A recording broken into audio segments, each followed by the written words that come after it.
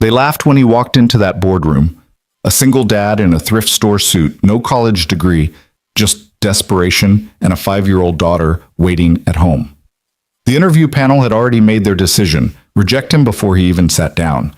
But when their $20 million project exploded in real time, when their so-called experts stood frozen and useless, Alex Rowan saw what they couldn't. One glance at their screens, one insight that would change everything. This is the story of the man they underestimated, the father who refused to fail, and the moment that proved genius doesn't need a diploma. Stay until the end and comment what city you're watching from. I want to see how far this story travels. The fluorescent lights of Cole & Stratton Analytics hummed with the kind of sterile indifference that matched the faces staring back at Alex Rowan. He sat in a chair that felt 2 sizes too small, his thrift store blazer, the only one he owned, riding up uncomfortably at the shoulders. The fabric had seen better days, maybe better years, and he knew it. They knew it too. 3 people sat across from him at the obsidian conference table, their expressions ranging from mild boredom to thinly veiled disdain. To his left sat Grant Hutchins, the senior HR director, a man whose perfectly tailored navy suit probably cost more than Alex's entire month's rent. Grant's fingers drummed impatiently against a leather portfolio, each tap a metronome counting down the seconds until this formality would be over. To the right was Olivia Chen, lead data scientist, her designer glasses perched on her nose as she scrolled through something on her tablet, without even pretending to pay attention to him. Her silk blouse caught the light as she moved, everything about her screaming Ivy League and 6-figure salary. And in the center, like a judge presiding over a sentencing, sat Harris Tremaine, VP of Operations. Silver-haired, stone-faced, with the kind of cold eyes that had probably crushed 1,000 dreams before breakfast. Alex's resume, a single page printed at the public library, sat untouched in front of Harris. The corner was already curling. "So, Mr.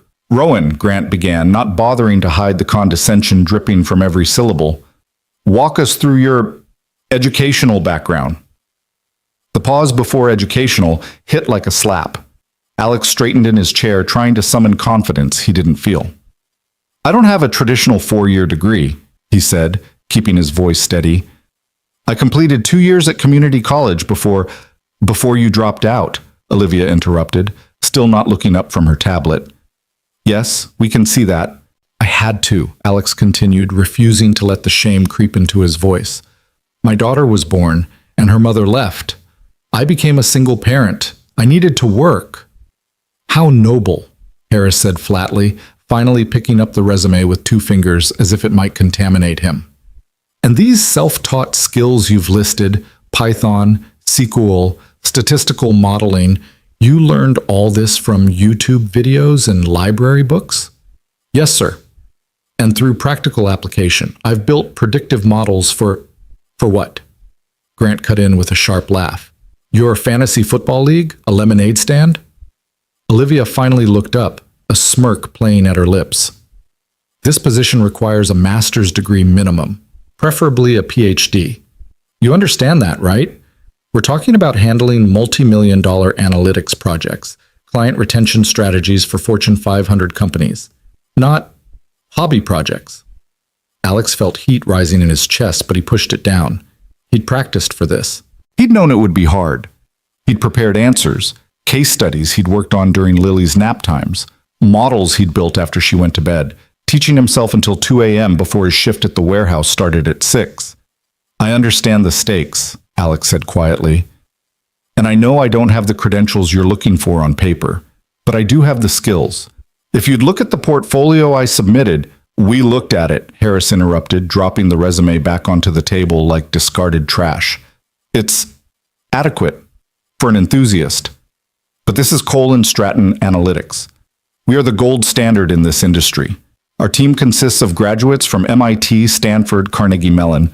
Our entry-level analysts have more credentials than your entire trajectory." The word trajectory came out like an insult. Alex's jaw tightened.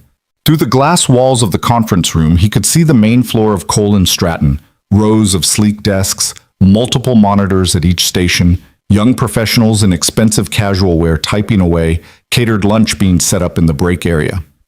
This was a different world, a world he'd been trying to break into for 3 years, sending out hundreds of applications, getting dozens of rejections, and finally landing this interview, only to be dismissed before he'd barely said 10 words. "Mr. Rowan," Grant said, closing his leather portfolio with theatrical finality, "I'm going to be frank with you. We brought you in today as a courtesy. Your application was persistent. 7 times you've applied to various positions here. 7 times. Someone in HR thought we should at least give you a face-to-face rejection so you'd stop." The words hung in the air like poison gas.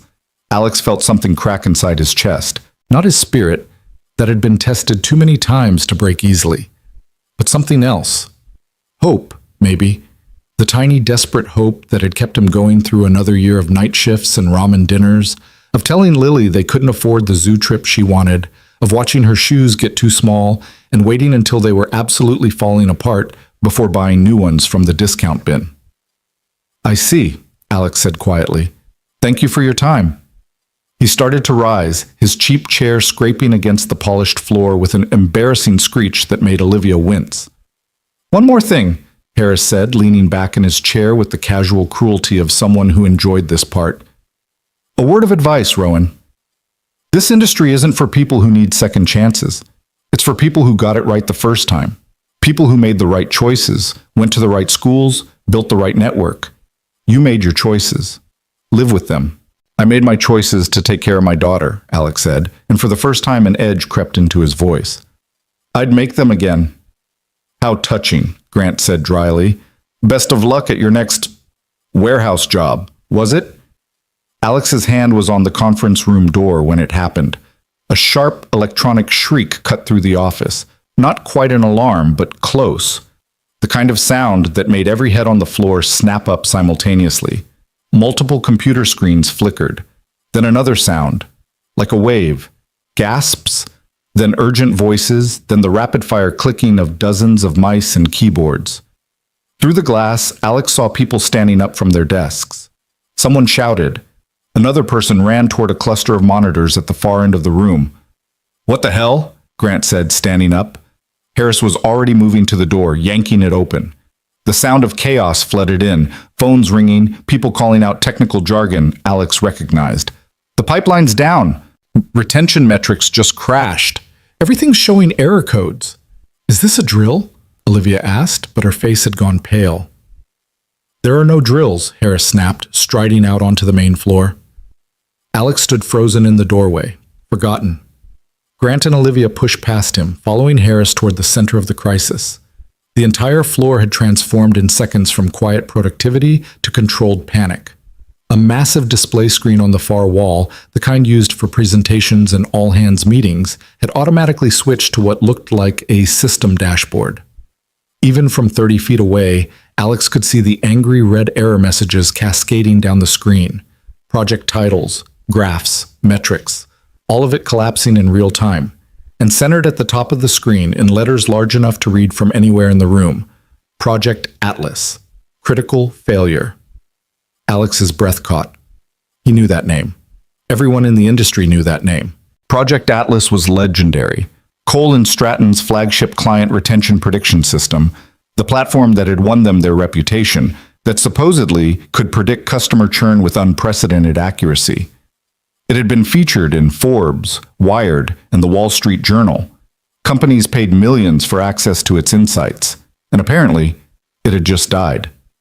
"Someone get me a status report," Harris's voice boomed across the floor. "Where's the Atlas team? Now!"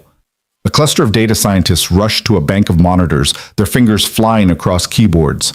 Alex watched as Grant and Olivia joined another group, all of them staring at screens filled with code and error logs. He should leave.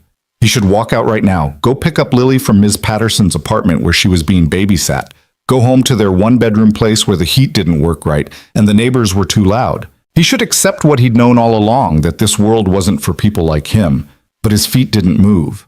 Instead, his eyes tracked to the main display screen, to the cascade of errors and the fragments of data visualizations that were still partially visible beneath the red warning messages. Years of self-taught analysis, of staying up until his eyes burned studying statistical patterns, of building models on borrowed laptops in public libraries, All of it hummed to life in his brain. Something was wrong with what he was seeing. Not just the system failure, that was obvious, but something else. Something in the data itself, in the fragments still visible on the screen.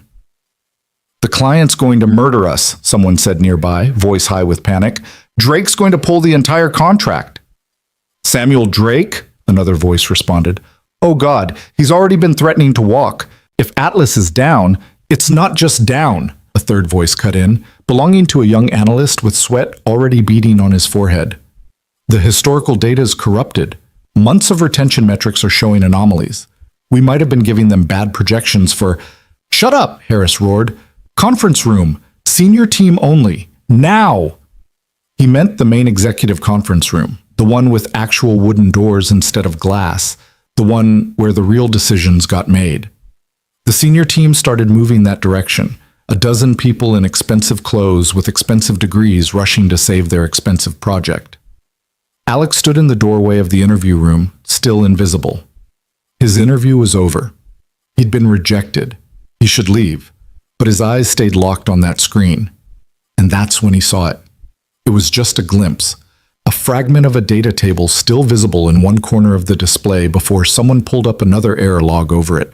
But Alex's brain processed it in the way it always did, the way it had since he was a kid winning mental math competitions before life got complicated, instantly, instinctively, understanding patterns that others missed. The retention rate shown in that fragment, 91.3%. But something about the supporting metrics underneath it, the engagement frequency, the account activity timestamps, the demographic distributions, they didn't match. The numbers didn't align with a 91% retention rate. They couldn't. The math was wrong. Not just wrong. Impossible. His heart started hammering. His hands, which had been shaking with humiliation 5 minutes ago, steadied. Without thinking, he stepped out of the interview room and walked toward the main display. "Hey," someone said as he passed. "Interviews are over. You need to—" But Alex wasn't listening. He was moving on autopilot, his entire focus narrowing to the screen. Someone had pulled up a broader view of the Atlas system architecture, probably trying to isolate the failure point. Error messages still flashed, but beneath them, Alex could see the data pipeline structure, the way information flowed from source databases through processing stages to final output. And there it was, so obvious he almost laughed. "The duplication," he said out loud, not meaning to. "What?" The person next to him, one of the junior analysts, turned. "Who are you?" "The duplication," Alex repeated, louder this time, pointing at the screen. "You're double counting. Look, the user engagement table is joining to the account activity log on 2 different keys. Every time a user logs in from multiple devices, you're creating duplicate records in the retention calculation. Your 91% retention rate isn't real. It's inflated." The junior analyst stared at him like he'd started speaking in tongues. No. That's been reviewed by—" "It's wrong," Alex said, his voice growing stronger. "And I can prove it. If you just let me—" "Security!" Grant's voice cut through the chaos. He was striding back from the direction of the executive conference room, his face red. What is he still doing here? "I found your problem," Alex said, turning to face him. The entire floor seemed to still for a moment, all eyes suddenly on the poorly dressed man who'd been rejected minutes ago. "Your retention metrics are wrong. Have been for months, probably. You're double-counting users, inflating your accuracy. The system didn't just fail. It was built on faulty logic." The silence that followed was deafening. Grant's face went from red to purple. "You have got to be kidding me. You, the guy who couldn't even finish community college. You think you found a flaw that our PhD team missed?" "I don't think," Alex said quietly. "I know. Look at the schema. Look at the joins. It's right there." "This is insane," Olivia said, appearing from the crowd. "Grant, get him out of here. We have an actual crisis to deal with." "Let me look at it," Alex said, desperation creeping into his voice now. 5 minutes. Just give me 5 minutes with the data and I can show you—" "Absolutely not," Harris said, emerging from the executive conference room with several other senior leaders. His face was stone. "You were rejected for the interview. You have no clearance, no authority, and no credibility. Security, escort him out. Now." Two security guards started moving through the crowd. Alex's mind raced. This was it. His one chance to prove he belonged here, to show that skills mattered more than credentials, that he could do this work, and they were literally throwing him out. But then a voice cut through the chaos. A voice Alex hadn't heard yet. Wait. Everyone froze. The crowd parted, and for the first time, Alex saw her. Miranda Cole, CEO of Cole and Stratton Analytics. She'd been in the executive conference room, he realized. She must have heard everything. Miranda was in her 50s, with steel gray hair pulled back in a severe bun and a charcoal pantsuit that probably cost more than Alex's car, if he'd had a car. But it was her eyes that stopped him, sharp, calculating, missing nothing.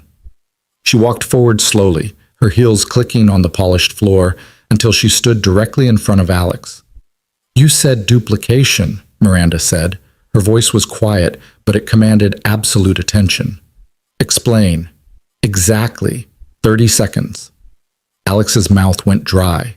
Every eye in the office was on him. The security guards had stopped, waiting. Grant, Olivia, and Harris were all staring, their expressions ranging from rage to disbelief. 30 seconds to save everything. Your user engagement metrics join the account table to the activity log using both username and device ID as keys, Alex said, words tumbling out rapid fire. But users log in from multiple devices, phone, tablet, laptop. Each device creates a separate join record. When you calculate retention, you're counting the same user multiple times. The more devices they use, the more they're duplicated in your retention figures. It makes your system look more accurate than it is because you're counting loyal users 3 or 4 times each while counting churned users only once. Your real retention rate is probably 30 to 40 points lower than what you're reporting. The silence stretched for 5 seconds. 10, 15. Miranda's expression didn't change. Then she turned to Harris. Pull up the schema, she said. Miranda, this is... Harris started. Pull up the schema. Someone scrambled to a keyboard. A few clicks later, the massive display showed the database structure Alex had described. Tables, fields, join relationships. The technical architecture that powered Project Atlas. Miranda studied it for a long moment. Then she turned to one of her senior data scientists, a woman with a terrified expression. Dr. Patterson, Miranda said. Hypothesis. If this duplication exists, what would be the actual impact on our retention calculations? Dr. Patterson, who probably had 3 degrees and a wall of awards, stared at the screen, her face growing progressively paler. Her lips moved silently as she traced the data flows, running calculations in her head. Oh my God, she whispered. He's right. The join is creating... We're generating duplicate user records on every multi-device session. That means... Oh my God, our retention figures would be inflated, Miranda finished coldly. By how much? I would need to run the actual numbers, but if the average user logs in from 2.3 devices as our metrics show, then we're potentially counting them multiple times across the retention calculation window, which means... Dr. Patterson's voice was shaking now. Our reported 91% retention could actually be 68%, maybe lower. The number hung in the air like a death sentence. 68% instead of 91%. A 23-point gap. In the world of multi-million-dollar analytics contracts, that wasn't just an error. That was catastrophic. That was the kind of mistake that ended companies. Jesus Christ, someone whispered. Harris looked like he might vomit. Grant had gone completely white. Olivia was staring at Alex like he'd just pulled a grenade pin. And Miranda was still looking at the screen, her expression unreadable. How long has this been in production? She asked quietly. 18 months, Dr. Patterson whispered. We've been reporting these metrics to clients for 18 months. Another silence. This one felt like standing on the edge of a cliff. Then Miranda turned back to Alex. She studied him with those sharp eyes, taking in the cheap blazer, the worn shoes, the obvious signs of someone who'd been fighting life with both hands for years. What's your name? She asked. Alex Rowan, ma'am. Mr. Rowan, you just identified a flaw that my team, my very expensive, very credentialed team, missed for 18 months. A flaw that may have cost this company, she paused, doing mental math, conservatively, $20 million in overestimated value and potential client lawsuits. Alex didn't know what to say to that, so he said nothing. Miranda turned to Harris. What was the interview decision? We rejected him, Harris said stiffly. He doesn't have the requisite education, or I don't care what he doesn't have, Miranda interrupted. I care what he does have. And what he has is the ability to spot in 30 seconds what your entire department missed for 18 months. She turned back to Alex. Mr. Rowan, I'm going to make you an offer. And I suggest you listen very carefully because I do not make offers like this. Alex's heart was hammering so hard he could hear it in his ears. You have 72 hours, Miranda continued. 3 days. I want you to rebuild the Atlas retention model from the ground up. Fix the duplication error. Verify the calculations. Produce accurate historical metrics for the past 18 months. Everything documented, everything transparent. Miranda, Grant sputtered, you can't be serious. He has no clearance, no access. No, he'll have access, Miranda said without looking at Grant. Full system access. Whatever he needs. She locked eyes with Alex again. If you succeed, if you deliver a working model that I can show to our clients and say, this is what we're fixing, then I'll give you a position here, a real one, not some pity hire, not an internship, a full data engineer position with commensurate salary. And if I fail? Alex asked, his voice barely above a whisper. Then you walk away having tried. But Mr. Rowan, I need to be clear about something. Our biggest client, Samuel Drake, CEO of Titan Industries, is flying in personally for an emergency meeting in 72 hours. He's threatening to pull a contract worth $18 million annually and drag us through the courts for fraudulent reporting. If I don't have an answer for him, if I don't have a fixed system to present, this company will be finished. So understand, this isn't just your future on the line. It's everyone's in this building. She gestured around at the 100-plus employees watching this conversation unfold. 72 hours, Mr. Rowan. Do we have a deal? Alex thought of Lily. 5 years old, gap-toothed smile, favorite stuffed rabbit named Mr. Carrots. Lily, who needed new shoes and winter coats and birthday parties with actual cake instead of boxed brownies with candles stuck in them. Lily, who asked him every night, "Did you get the good job today, Daddy?" and believed him when he said, "Soon, sweetheart, soon." 72 hours to save everything, or lose everything trying. We have a deal, see, Alex said. Miranda nodded once, sharp and final. Then she turned to the assembled staff. Dr. Patterson, set Mr. Rowan up with a workstation and full system credentials. Everyone else, back to your stations. We have 72 hours to save this company, and standing around gawking isn't going to help. The crowd dispersed slowly, people returning to their desks with stunned expressions, whispering to each other. Alex caught fragments of conversations. Did that really just happen? Who is that guy? This is insane. Dr. Patterson approached him cautiously, like he might bite. Mr. Rowan, if you'll follow me. As Alex moved to follow her, he passed Grant, Olivia, and Harris. The looks on their faces ranged from fury to disbelief to something that might have been fear. Grant leaned in close as Alex passed. You're going to fail, he hissed, quiet enough that only Alex could hear. And when you do, we're going to make sure everyone knows it was you who killed this company, not the system. You. Alex met his eyes and said nothing. There was nothing to say. Grant was right about one thing.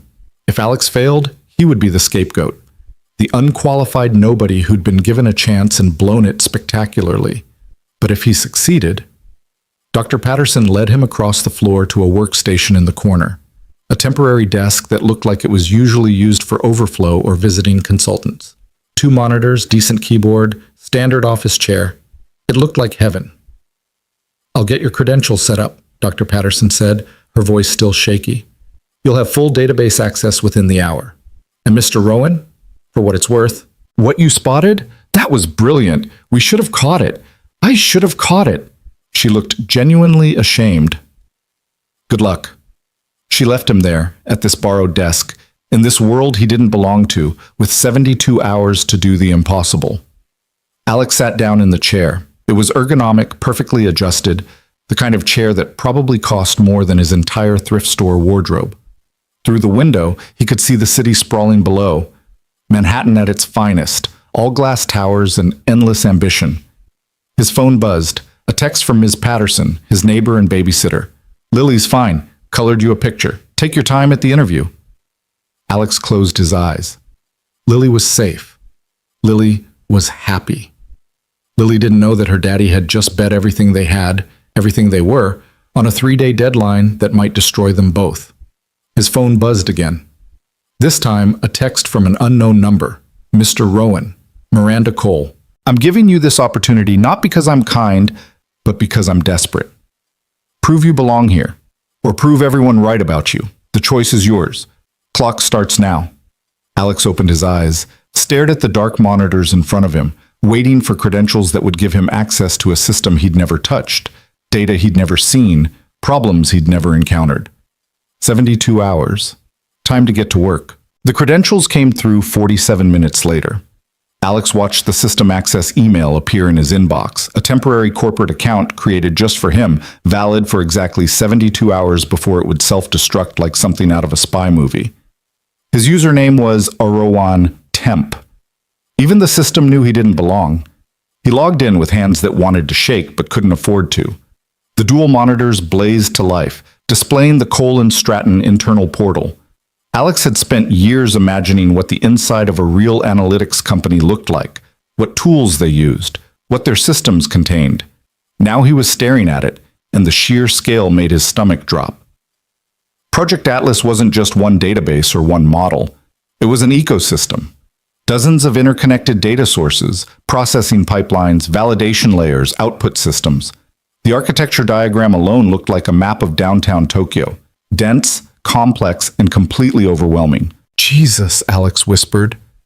He spent the first hour just exploring, clicking through documentation that was scattered across multiple wikis and shared drives, trying to understand how everything connected. The original Atlas team had left notes, but they were sparse and often cryptic. Lines of code with comments like, "Don't touch this, it works," and legacy logic, "See Marcus for details." Except Marcus apparently didn't work there anymore. By hour 2, Alex had sketched out a rough flowchart on the notepad Dr. Patterson had left him, tracing data from source to output. The duplication error he'd spotted was worse than he'd initially thought. It wasn't just the device join.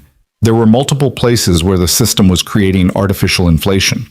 Every time they'd tried to enhance the model, they'd layered on new logic without checking if it conflicted with existing calculations.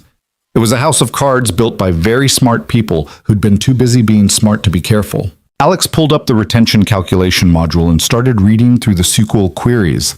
They were sophisticated, elegant even, full of complex window functions and subqueries that would have made his community college instructors weep with joy. But elegant didn't mean correct. He was 3 hours in, furiously taking notes and building a mental model of all the places that needed fixing when a shadow fell across his desk. "So, you're the miracle worker." Alex looked up to find a man in his early 30s leaning against the cubicle divider, arms crossed, expression somewhere between curious and hostile.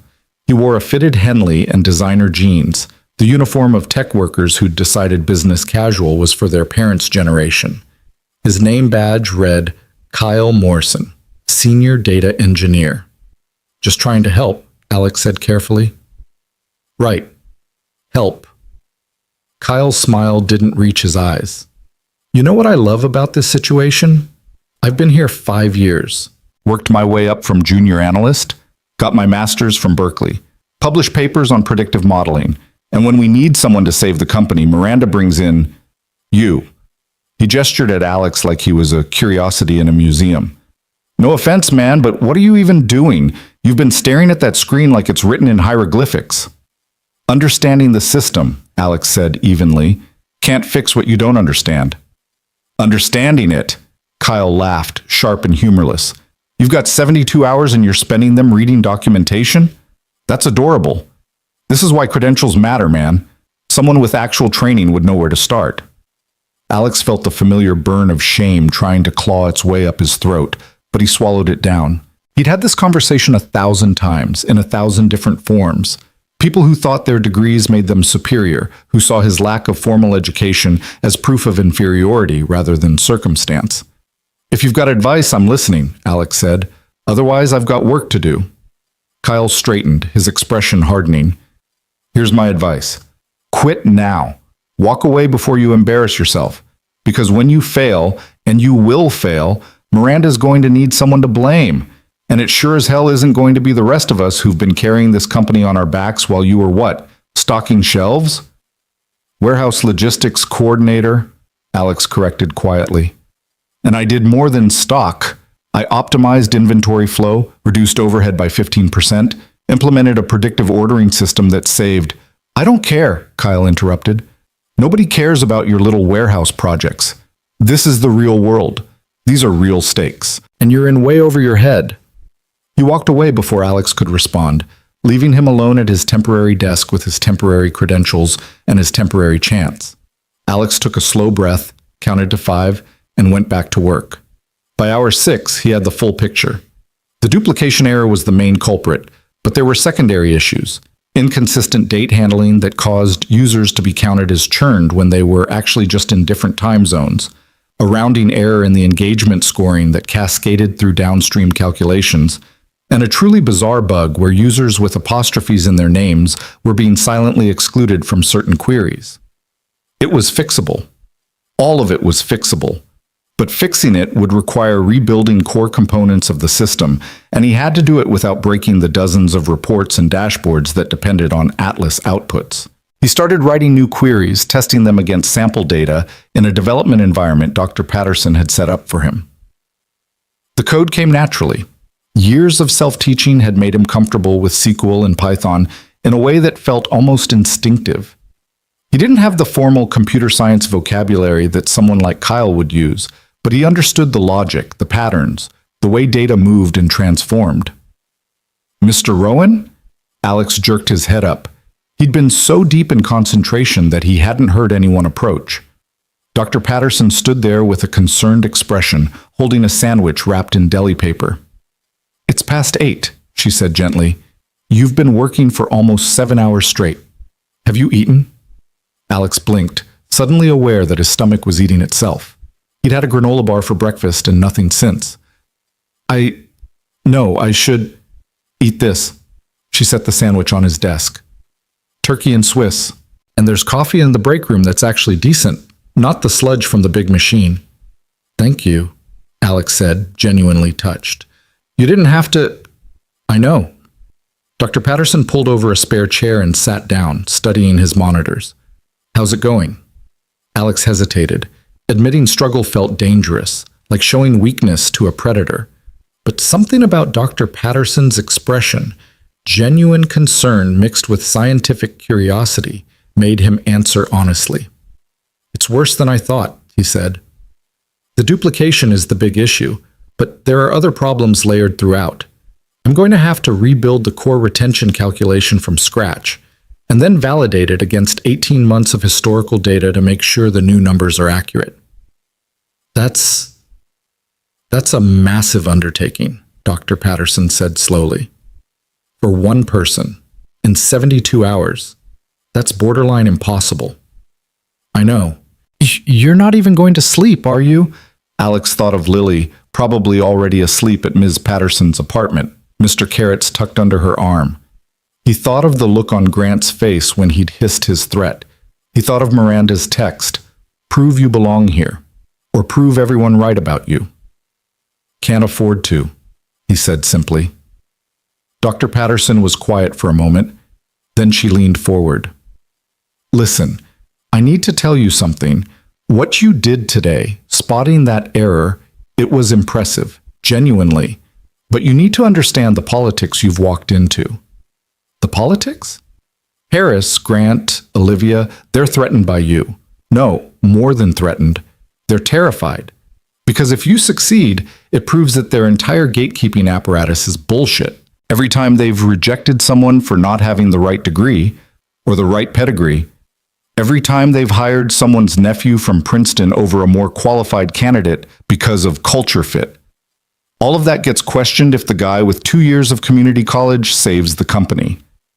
Alex absorbed this, watching the SQL query results populate on his screen. So they want me to fail. They need you to fail, Dr. Patterson corrected, and they're going to make it as hard as possible for you. Watch your back, Mr. Rowan. I mean that literally. She stood up, squeezed his shoulder once in a gesture of surprising warmth, and walked away. Alex ate the sandwich. It was excellent, probably from some artisan deli that charged $15 for lunch, and drank 3 cups of the good coffee, then settled back into work. By midnight, most of the office had cleared out. A few dedicated souls remained at their desks, but the vast floor felt cavernous and empty. Alex's eyes burned, but he pushed through, testing his new retention calculation against a subset of historical data. The numbers came back different, dramatically different. According to his revised model, Colin Stratton's retention prediction accuracy wasn't 91%. It was 68.3%, a 23-point gap, just like Dr. Patterson had estimated in that horrific moment earlier today. But more importantly, his model was consistent. When he ran it against different time periods, different client segments, different demographic slices, the calculations remained stable and logical. The old model had shown wild variance that the team had explained away as market volatility or seasonal effects. The new model showed what Alex suspected was the truth: steady, predictable patterns that could actually be used for forecasting. He was building something real, something that worked. It was 2 a.m. when his phone buzzed. A text from Ms. Patterson, the babysitter. Lily's asleep. She made you a card. Good luck, Daddy, with a picture of you as a superhero. She believes in you. Don't let her down. Alex stared at that text until his vision blurred. He saved his work, set multiple backups, and forced himself to leave the office. The subway ride home was empty, just him and a few other night shift workers too tired to do anything but stare at their reflections in the dark windows. Alex thought about Kyle's words, "You're in way over your head," and about Grant's threat. "We're going to make sure everyone knows it was you who killed this company."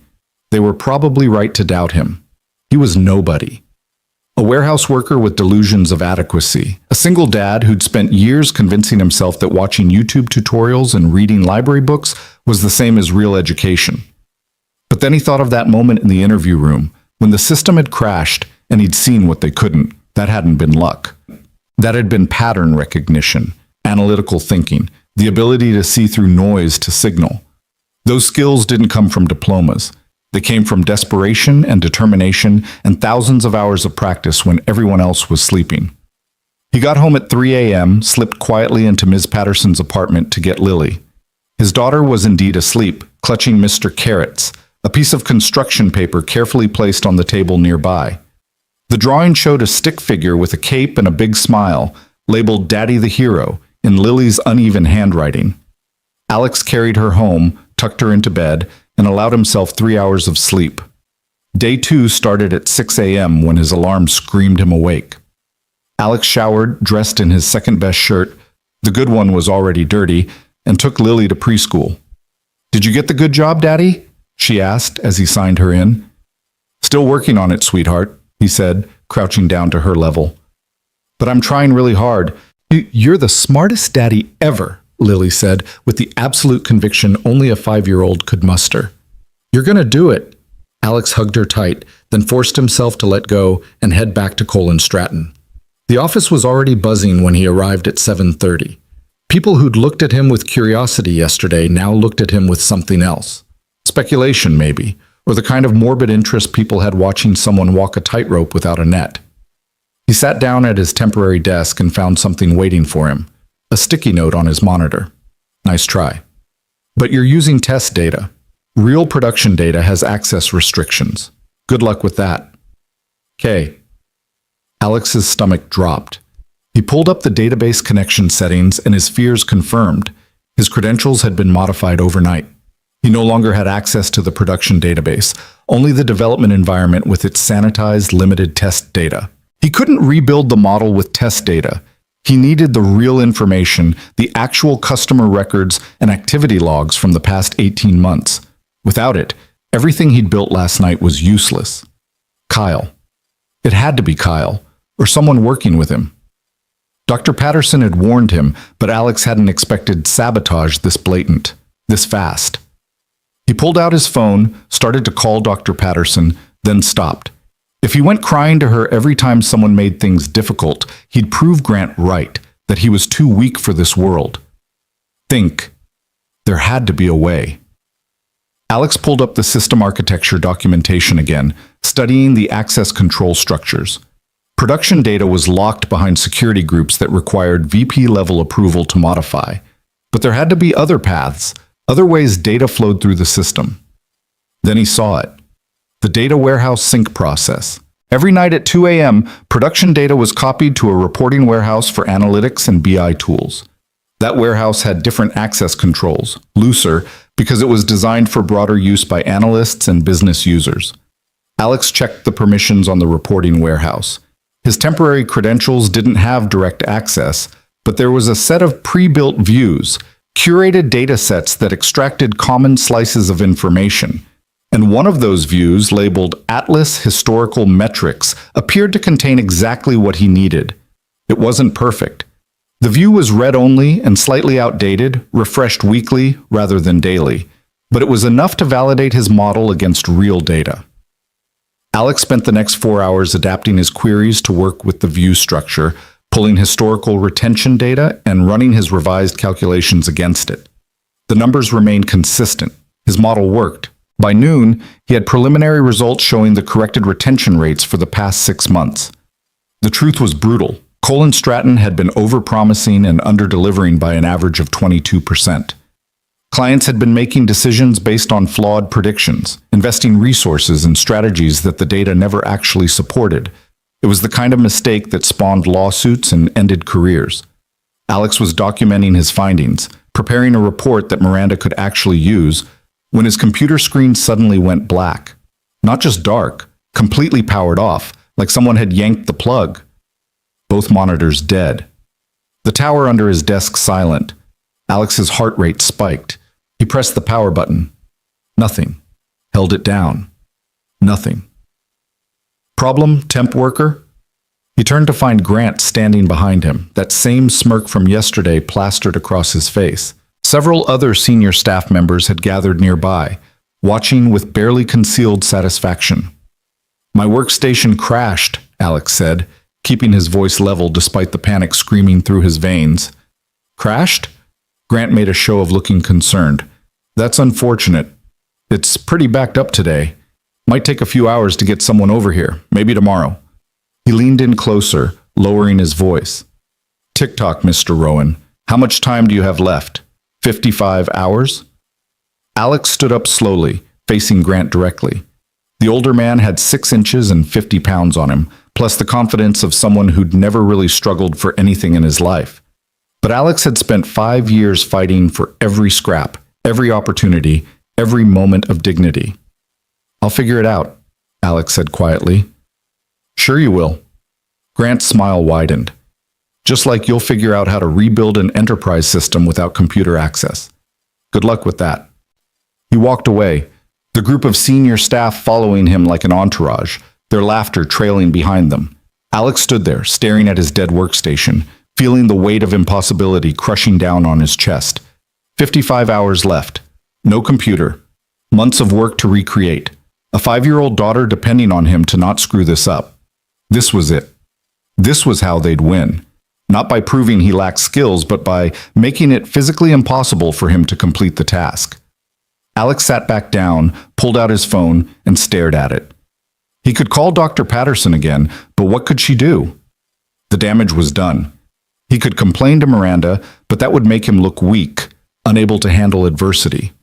Or Alex opened his phone's browser and logged into the Cole and Stratton portal through the mobile interface. The system was clunky on a small screen, but it worked.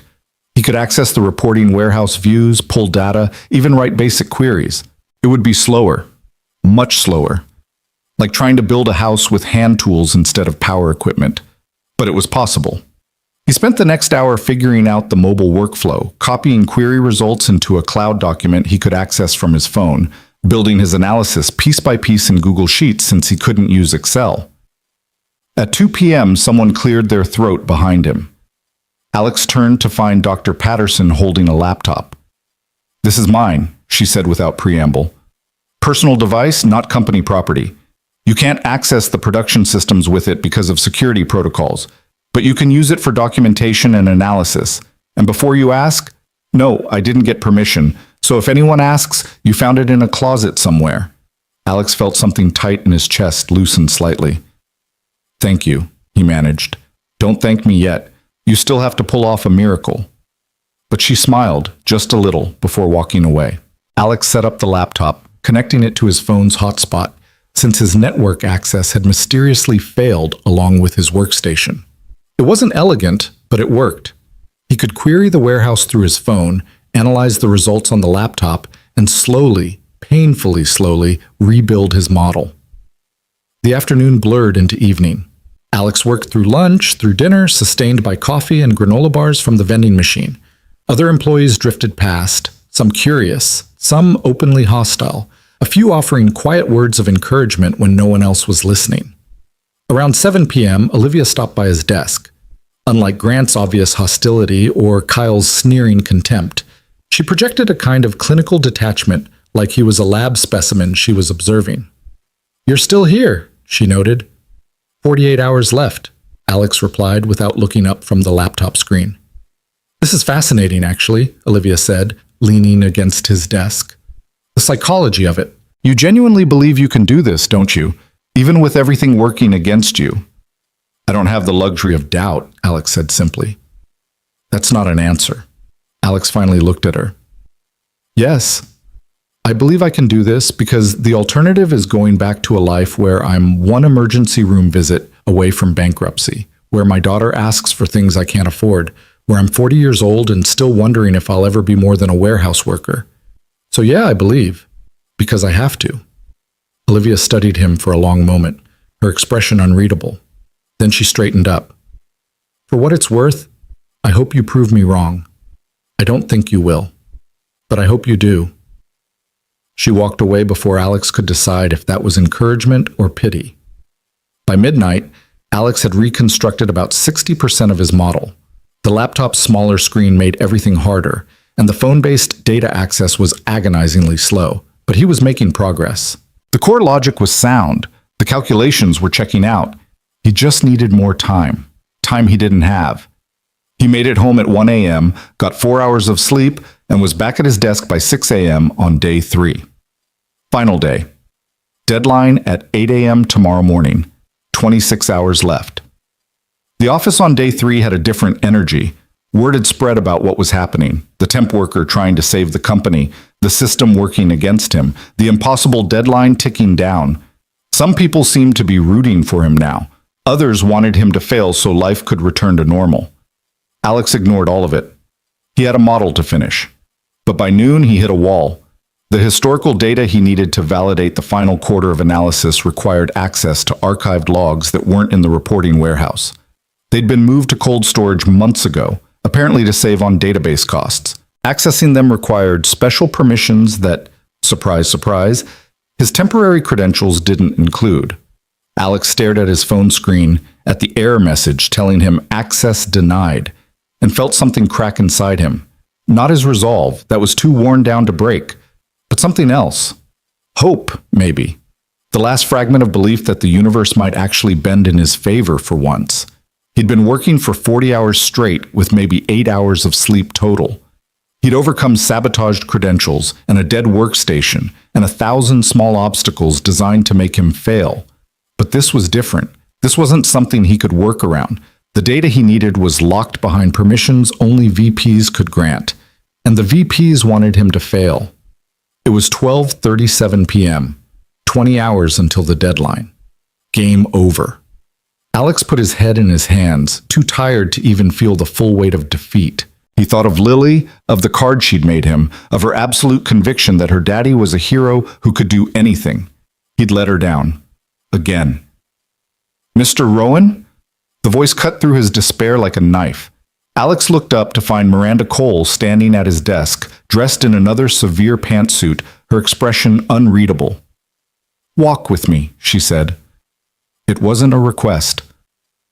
Alex stood up, his legs protesting after hours of sitting, and followed Miranda across the floor toward her office. Every employee they passed immediately found something fascinating on their computer screens. No one made eye contact. Miranda's office was on the corner with floor-to-ceiling windows overlooking the city. It was decorated sparingly, a massive desk, 2 chairs, a small conference table, and a wall of awards and certifications that probably represented 30 years of building this company from nothing. She closed the door behind them, gestured for Alex to sit, and settled into the chair behind her desk. "Status report," she said. "Don't bullshit me." "How close are you?" Alex had nothing left to lose, so he told her the truth. "The model is 90% complete. The logic works. The calculations are accurate. But I need archived historical data to validate the last quarter of projections, and my credentials won't let me access cold storage. Without that validation, I can't prove the model is reliable.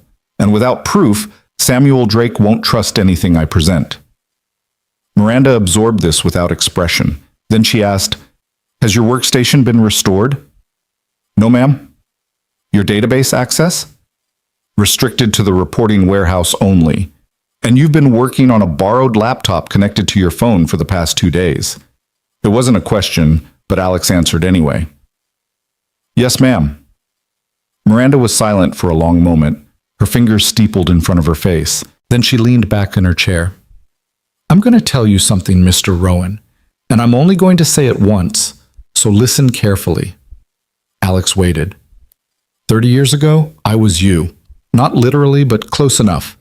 I was a junior analyst at a firm that doesn't exist anymore because the men running it were too stupid to recognize good ideas when they heard them. I had a degree, barely, from a state school, but I was a woman in a field run by men who thought my only value was making coffee and looking decorative at client meetings. I pitched a retention modeling system not unlike Atlas. They laughed me out of the room, said it was too complex, too ambitious, that I should stick to data entry. She paused, a muscle tightening in her jaw at the memory. So I quit. Started this company with $12,000 in savings and a laptop I'd stolen from my old office. Spent 2 years building that model on nights and weekends while working 3 different jobs to keep the lights on. Almost lost everything 6 times. But I didn't stop. Because people like us, people who've been underestimated, dismissed, told we're not good enough, we have something the privileged ones don't. We have no safety net. Which means we fly or we die. Miranda stood up, walked to her window, and looked out over the city she'd conquered. I gave you this chance because I saw myself in you, that desperation, that hunger. But I need to know if you're really like me, or if you're just another dreamer who'll fold when things get hard. They killed my computer, Alex said quietly. They blocked my data access. They've sabotaged me at every turn. How much harder does it need to get? Miranda turned back to face him, and for the first time he saw something that might have been respect in her eyes. "Harder than this," she said. "Because Samuel Drake arrives tomorrow morning at 8 a.m. He's bringing his legal team and his CFO. He's going to demand answers, refunds, and probably threaten us with lawsuits that could bankrupt this company. If I don't have a working model and accurate historical data to present, we're finished, all of us. Not just you." She walked back to her desk, pulled out a laptop, top of the line, the kind that probably cost $5,000, and handed it to Alex. "This is my personal machine, full admin credentials, access to everything, including cold storage archives." She pulled a coffee thermos from her desk drawer and held it out. "And this is my last bit of decent coffee from this morning. You're going to need it." Alex took both items, his hands trembling slightly. "The conference room at the end of the hall is yours for the next 20 hours, Miranda continued. "I'll make sure no one bothers you. Security will be at the door. And Mr. Rowan?" She met his eyes. "Don't make me regret this." "No, ma'am," Alex managed. "Thank you." "Don't thank me yet. You still have to pull off the impossible. Now get out of my office and go save my company." Alex practically ran to the conference room, Miranda's laptop clutched against his chest like a treasure. The security guard outside the room, a woman named Rita, who'd given him a sympathetic nod earlier, stepped aside to let him in. "Good luck," she said simply. The conference room was quiet, isolated, perfect. Alex set up at the long table, connected Miranda's laptop to the company network, and felt a surge of something like euphoria when he saw his access levels. Full administrative rights. He could access everything. Every database, every archive, every historical log. It was like being handed the keys to the kingdom after spending days rattling locked doors. 20 hours left. Time to finish this. Alex dove into the cold storage archives, pulling historical data from the past 18 months and running it through his revised model. The numbers poured across the screen: retention rates, churn predictions, engagement scores, all of it recalculated using correct logic instead of inflated duplicates. The picture that emerged was sobering but consistent. Cole & Stratton had been overpromising by an average of 23.7%. Their actual retention prediction accuracy was 68.3%. Still respectable in the industry, but nowhere near the market-leading 91% they'd been claiming. But more importantly, the new model was stable, reliable, honest. When Alex ran sensitivity tests, changing variables and time ranges, the results remained consistent. This was something that could actually be used for real forecasting, real decision-making. He documented everything meticulously: methodology, data sources, calculation logic, validation results. He built visualizations showing the difference between old and new models, highlighting exactly where the duplications had occurred and how they'd been fixed. By 8 p.m., he had a complete technical report. By 10 p.m., he had an executive summary that even non-technical board members could understand. By midnight, he had contingency analyses showing how the corrected model would affect various client scenarios. At 2 a.m., with 6 hours until the deadline, Alex leaned back in his chair and stared at the completed work on Miranda's laptop. It was done. All of it. The impossible task completed. He should have felt triumphant. Instead, he felt terrified. Because now came the hard part: convincing Samuel Drake not to destroy them. Alex allowed himself 30 minutes to close his eyes, resting his head on the conference table. His phone alarm jolted him awake at 2:30 a.m. He splashed water on his face in the bathroom, finger-combed his hair, and went back to the conference room to triple-check everything one last time. At 5 a.m., the first employees started arriving, the early risers and the workaholics. At 6 a.m., the main floor filled up. By 7 a.m., the entire office was buzzing with nervous energy. Everyone knew what today meant.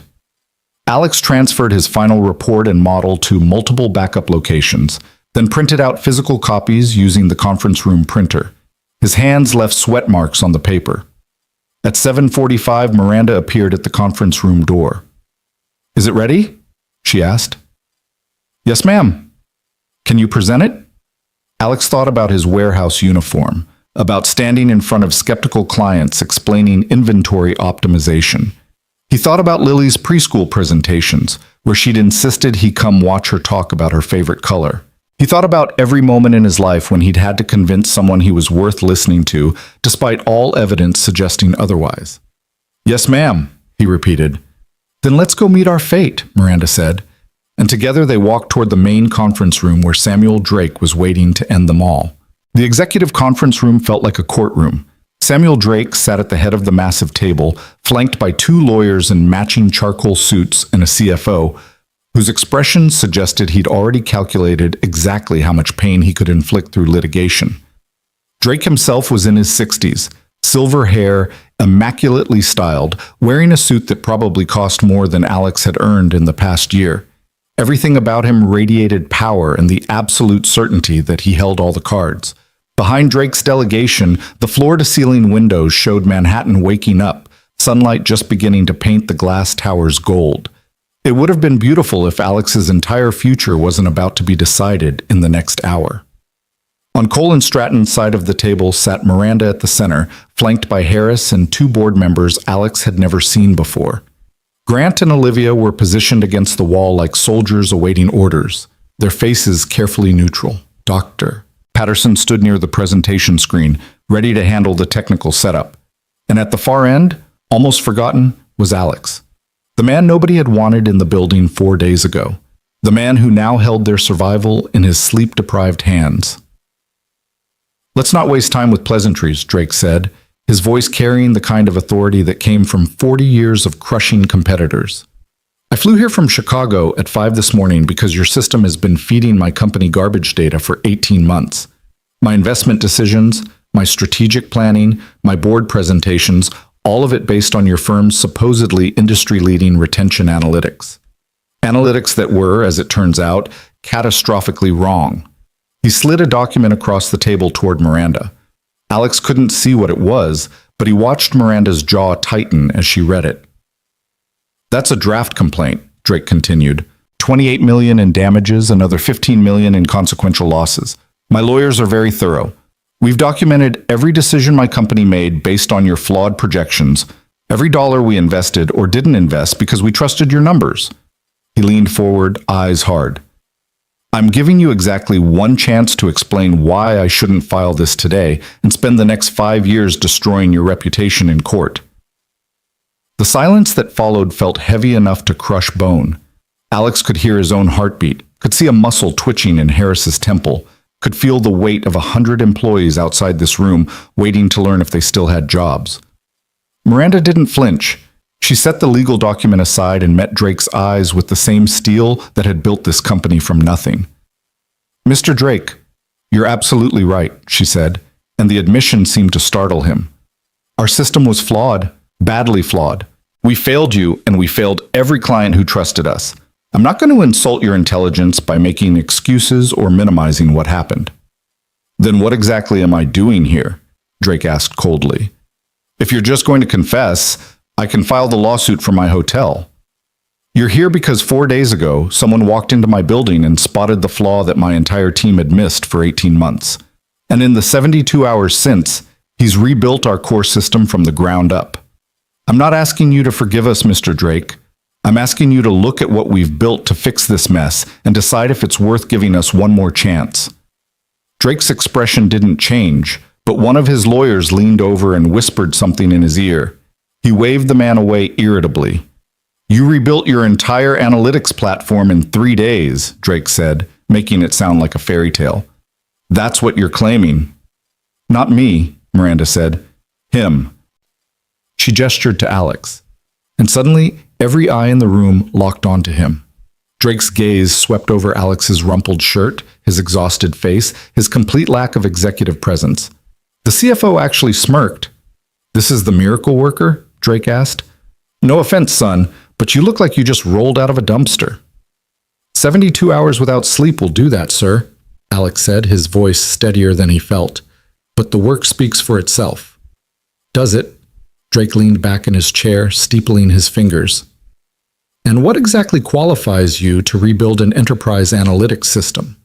Where's your PhD, your credentials, your track record?" Here it was. The moment Alex had been dreading. He could lie, embellish, try to make his background sound more impressive than it was. Or he could tell the truth and hope that the work really did speak for itself. "I don't have a PhD," Alex said quietly. "I have 2 years of community college, 5 years of self-teaching, and 72 hours of the most intense work of my life. What qualifies me is that I saw the flaw when no one else did, and I fixed it." The room was so quiet, Alex could hear the ventilation system humming. Then Drake did something unexpected. He laughed. Not a pleasant laugh, but not entirely cruel either. The sound of a man who'd heard every pitch, every promise, every desperate gambit in 4 decades of business.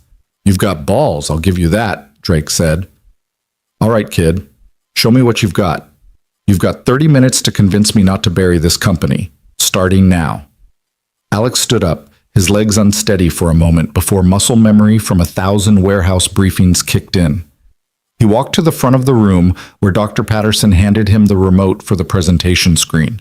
She gave his arm a quick squeeze, silent encouragement, and stepped back. The first slide appeared. Plain white background, black text, no fancy graphics or corporate branding, just words. Project Atlas revision, technical analysis and corrected methodology. The original Atlas system had a fundamental flaw in how it counted users, Alex began, surprised by how calm his voice sounded. Every time someone logged in from a different device, phone, tablet, laptop, the system created a separate record. When calculating retention rates, it counted the same person multiple times. A loyal customer who used 3 devices looked like 3 different retained users in the analytics. He advanced to the next slide showing the database schema with the problematic joins highlighted in red. This duplication inflated retention numbers by an average of 23.7% across all client accounts. Your company's actual retention rate over the past 18 months wasn't the 91% that was reported. It was 68.3%. Drake's CFO was already typing on a tablet, presumably running calculations. One of the lawyers scribbled notes. Drake himself remained motionless, watching Alex like a predator evaluating prey. 68% is still above industry average, Alex continued, but more importantly, it's accurate. You can make real decisions with accurate data. The inflated numbers were worse than useless. They were actively misleading. He clicked to the next slide, showing a comparison chart. Old model predictions versus actual outcomes, the gap between them starkly visible in red. Here's what the old system told you would happen versus what actually happened. Notice the variance? The old model showed 91% accuracy, but look at these outliers. Clients the system said would stay left anyway. Clients it said would churn stayed. The error bars were massive. You couldn't trust it for strategic planning because the predictions were fundamentally unreliable. We noticed the variance, Drake said, speaking for the first time since Alex had started. Your team called it market volatility, said it was normal. It wasn't normal, Alex said. It was the system failing while pretending to succeed. The duplication error created artificial consistency in the training data, which made the model look more accurate than it was. But when applied to real-world predictions, the logic fell apart. He advanced through several more slides, each one showing a different aspect of the flawed methodology. The room remained silent except for his voice and the occasional sound of Drake's team taking notes. Even Grant and Olivia, who'd spent 3 days trying to sabotage him, were leaning forward, paying attention. I rebuilt the retention calculation from scratch, Alex continued, pulling up the new model architecture. Implemented proper user deduplication, fixed the device tracking logic, corrected 3 secondary bugs that were cascading through the system. Then I validated everything against 18 months of historical data. The next slide showed the corrected retention rates mapped over time.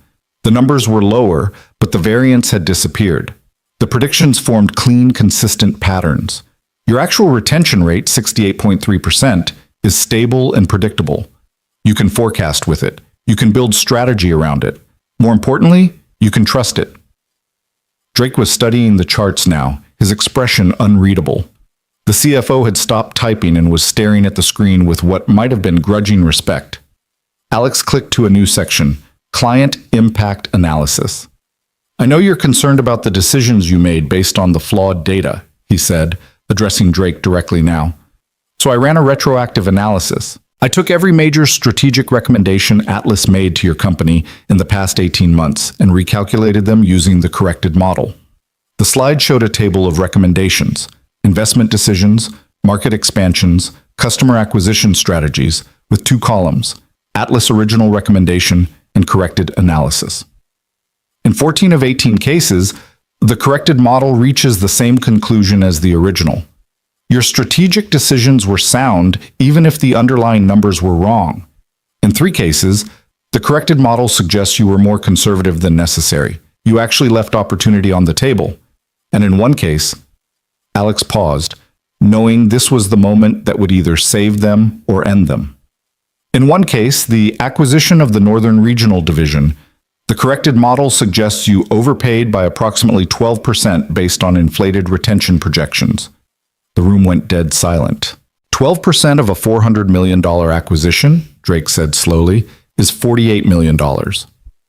Yes, sir. So your new model is telling me I overpaid for an acquisition because your old model gave me garbage data.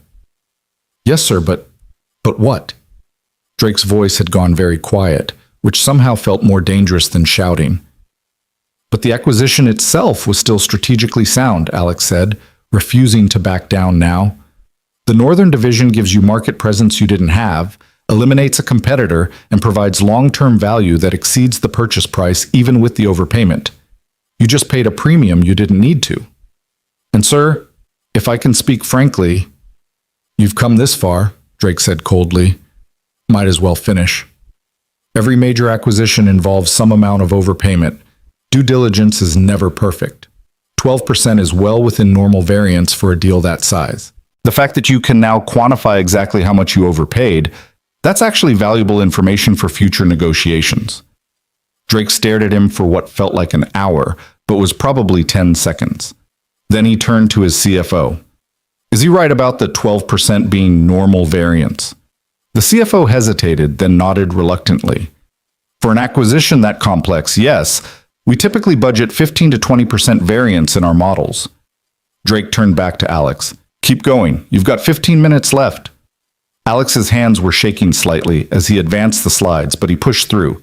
He showed the validation testing he'd run, the sensitivity analyses, the edge cases he'd checked. He demonstrated that the new model didn't just fix the duplication error, it was fundamentally more robust, more reliable, more useful than what had come before. The old system was built by people trying to impress clients with high accuracy numbers, Alex said, reaching his final slides. The new system is built to tell the truth, even when the truth is less impressive. Because you can't make good decisions with pretty lies. You can only make good decisions with ugly facts. He clicked to the last slide. Implementation timeline.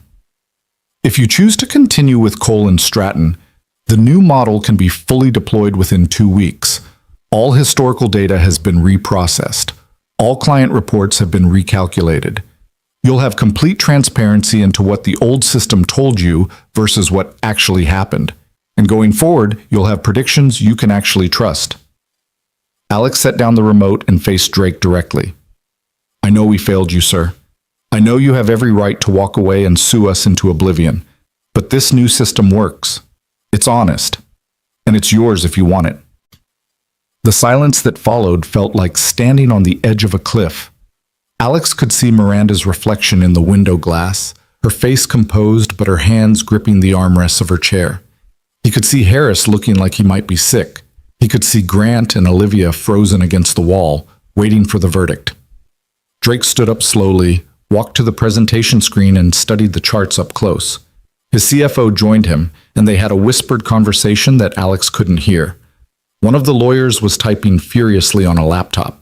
The other was reviewing printed copies of Alex's technical documentation. Finally, Drake turned back to face the room. Miranda, he said, his tone unreadable. Step outside with me. Bring the kid. It wasn't a request. Miranda stood up, gestured for Alex to follow, and the three of them walked out of the conference room into a smaller adjacent office. Drake closed the door, and suddenly the buffer of lawyers and executives and corporate formality was gone. It was just the three of them. I'm going to tell you what I think happened here, Drake said, pacing in the small space. I think your company got arrogant, got comfortable, started believing your own hype. And when you're charging premium prices based on premium accuracy, nobody wants to look too closely at whether the accuracy is real, because if it's not real, the whole house of cards collapses. Miranda started to respond, but Drake held up a hand. I'm not finished. This kid, no offense, son, this kid spots a flaw in 30 seconds that your entire team missed for 18 months. That tells me one of two things. Either your team is incompetent, or they saw the problem and ignored it because fixing it would hurt the business. I don't know which is worse. My team isn't incompetent, Miranda said, her voice tight.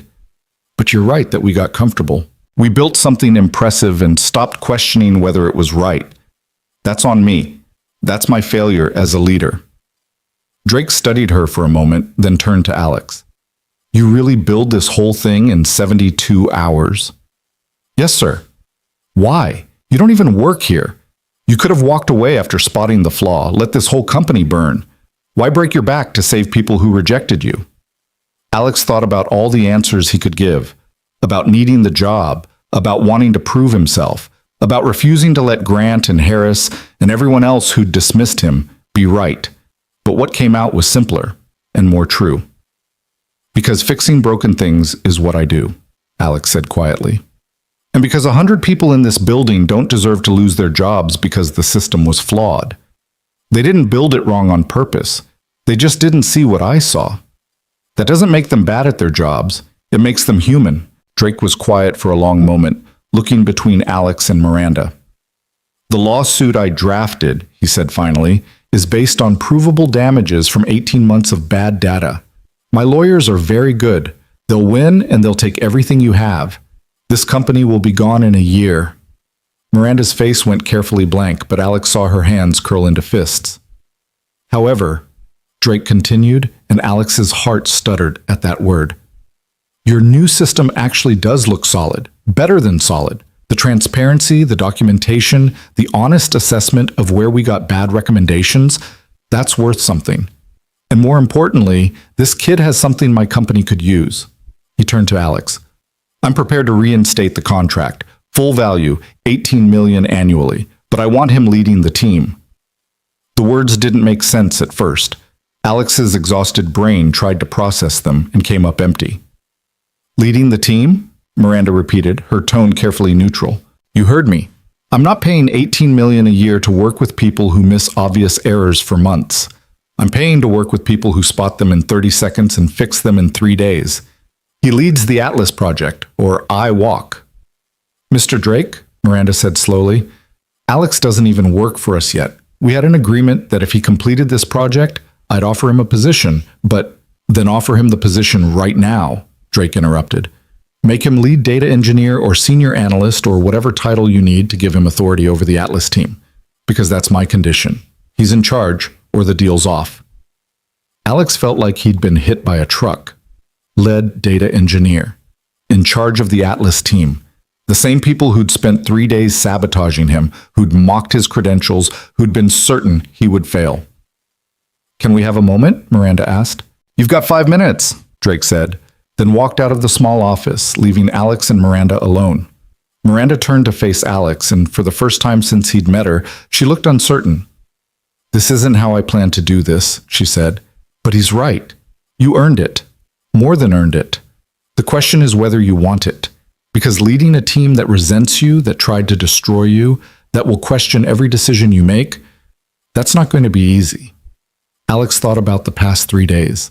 The sabotage, the contempt, the 1,000 small cruelties designed to make him quit. He thought about Kyle's sneer, about Grant's threats, about Olivia's clinical dismissal of everything he was. Then he thought about Lily, about the way her face lit up when he came home, about how she believed he could do anything because she didn't know yet that the world wasn't built for people like them. I want it, Alex said. Not because I want to prove anything to them, but because I know I can make the system better, and because someone needs to make sure this never happens again. Miranda studied him for a long moment, then extended her hand. Then welcome to Cole and Stratton Analytics, Mr. Rowan, lead data engineer. Starting salary $120,000 annually with full benefits. Don't make me regret this. Alex shook her hand, his grip firm despite the trembling in his fingers. $120,000. It was more money than he'd ever imagined earning. More than enough to move Lily into a better apartment, to buy her new clothes that actually fit, to take her to the zoo and Disney World and every place she'd ever dreamed about. Thank you, he managed. I won't let you down. I know you won't, because if you do, Drake will destroy both of us. She smiled, just slightly. No pressure. They walked back into the main conference room together. Drake was standing by the windows, talking quietly with his CFO. The rest of the room looked frozen, everyone waiting to see if they still had careers. Mr. Drake, Miranda said clearly, we accept your terms. Alex Rowan will be lead data engineer in charge of Project Atlas, effective immediately. The contract is reinstated. Drake turned, studied them both, then nodded once. Good. I want weekly progress reports, full transparency.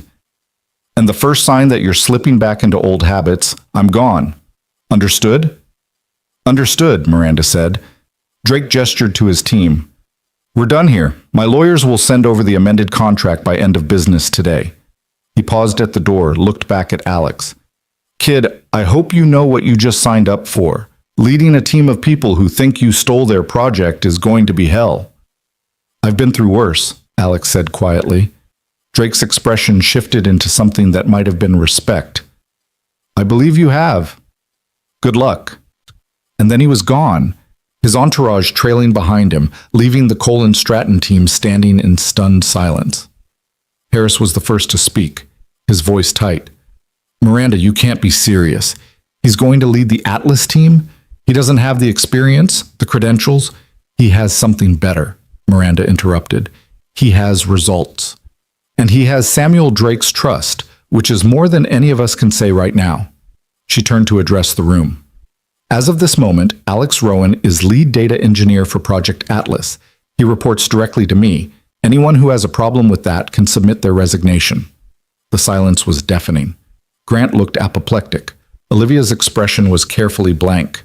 Dr. Patterson was trying to hide a smile. And Kyle, standing in the back corner, looked like he'd just watched his entire worldview collapse. Alex, Miranda continued, take the rest of the day off. Get some sleep.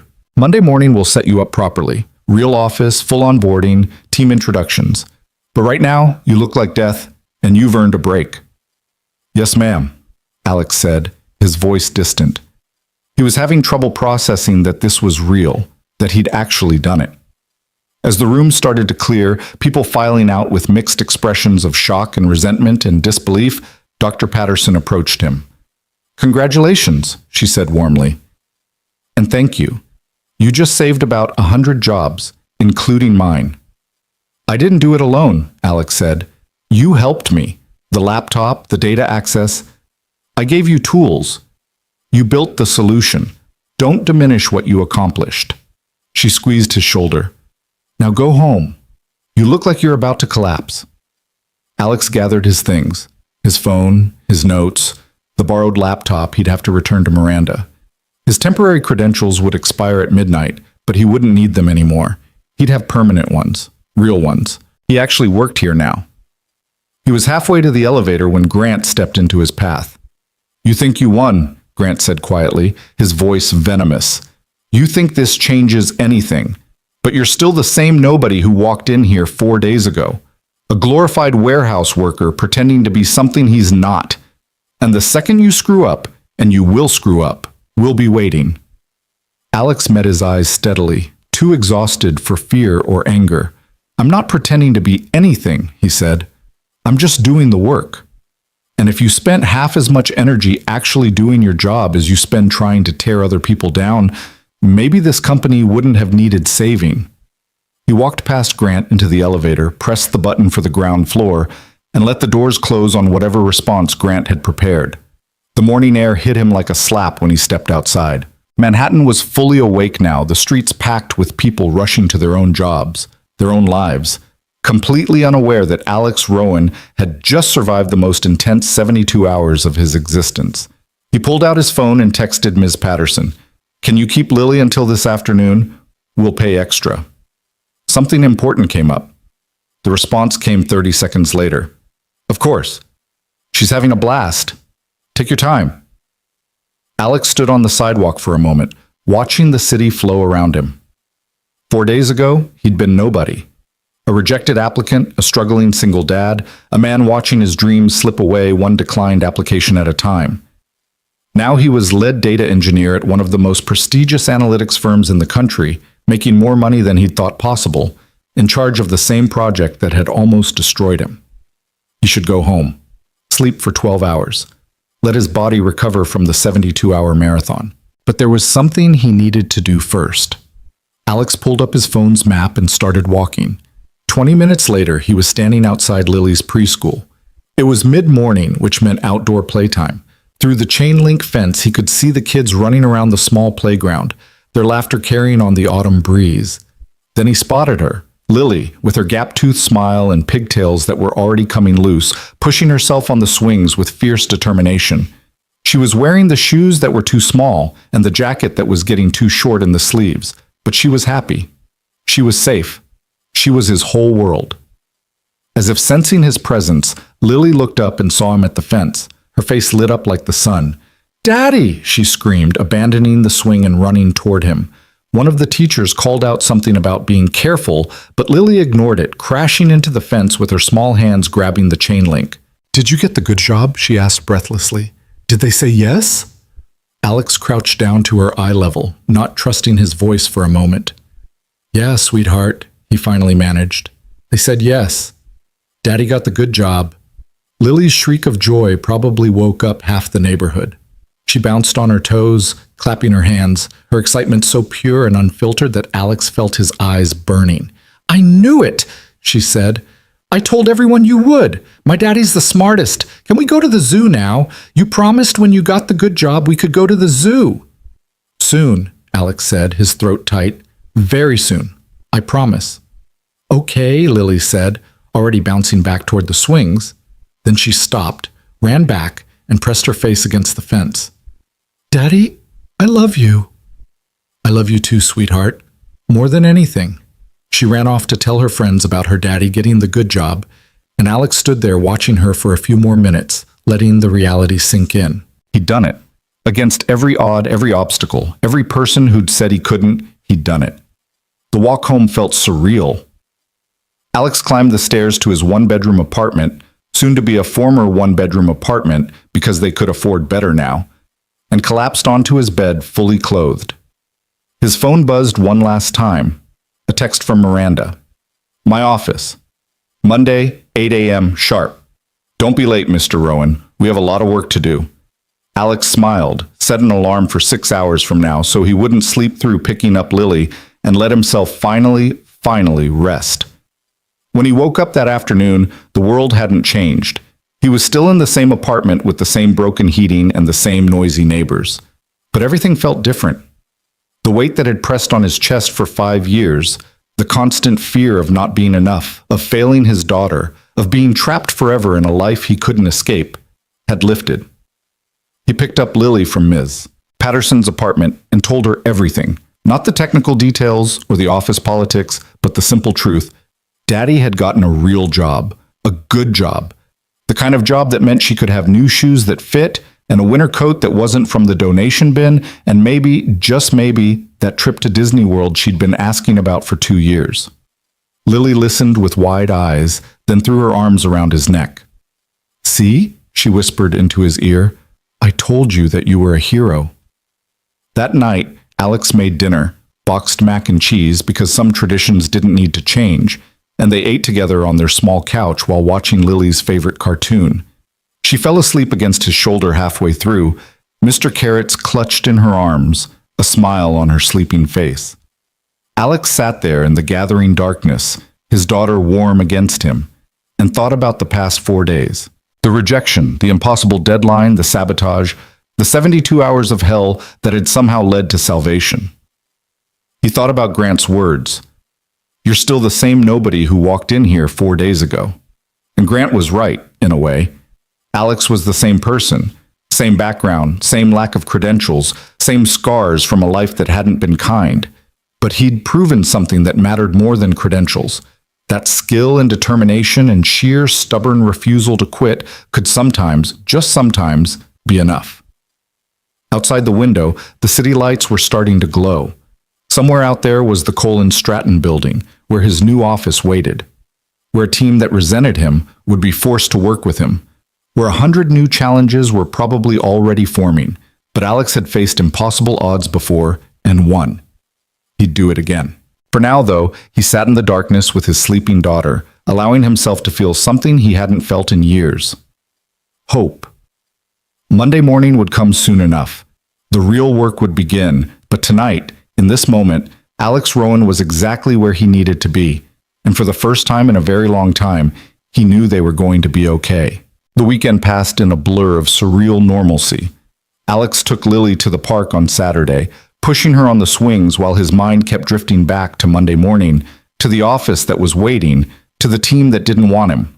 On Sunday, they went grocery shopping, and for the first time in 5 years, Alex didn't have to choose between buying Lily the cereal she liked or the one that was on sale. He bought both, and the small act of abundance made his throat tight. Sunday night, after Lily was asleep, Alex stood in front of his closet staring at his limited wardrobe options.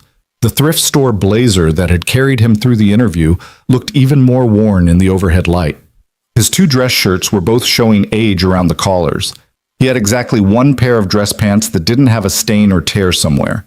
This was what a lead data engineer wore to his first official day. This was all he had. Alex set his alarm for 5 in the morning, laid out his best outfit, and tried to sleep. His mind wouldn't cooperate, running through scenarios and conversations, imagining all the ways this could go wrong. At some point, exhaustion won, and he drifted off, only to wake up 3 minutes before his alarm with his heart already racing. He was showered, dressed, and standing in Ms. Patterson's apartment by 6:30, Lily still mostly asleep in his arms. "Big day," Ms. Patterson said warmly, taking Lily from him. "You look terrified." "I am terrified," Alex admitted. "Good. That means you care." She adjusted Lily's grip on Mr. Carrots. "Now go show them what you're made of." The subway ride into Manhattan felt longer than usual, every stop an eternity. Alex watched his reflection in the dark window and barely recognized himself. Same face, same clothes, but something fundamental had shifted. 4 days ago, he'd been invisible. Now he was about to walk into that building as someone who mattered. Colin Stratton's lobby felt different on a Monday morning.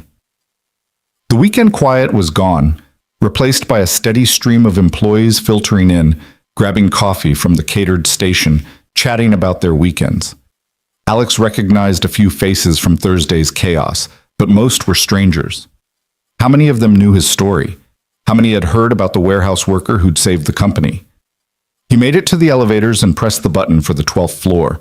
The doors opened to reveal Kyle already inside, holding a coffee cup with the Colin Stratton logo. Kyle's expression went from neutral to hostile in half a second. "Well, well," he said as Alex stepped in.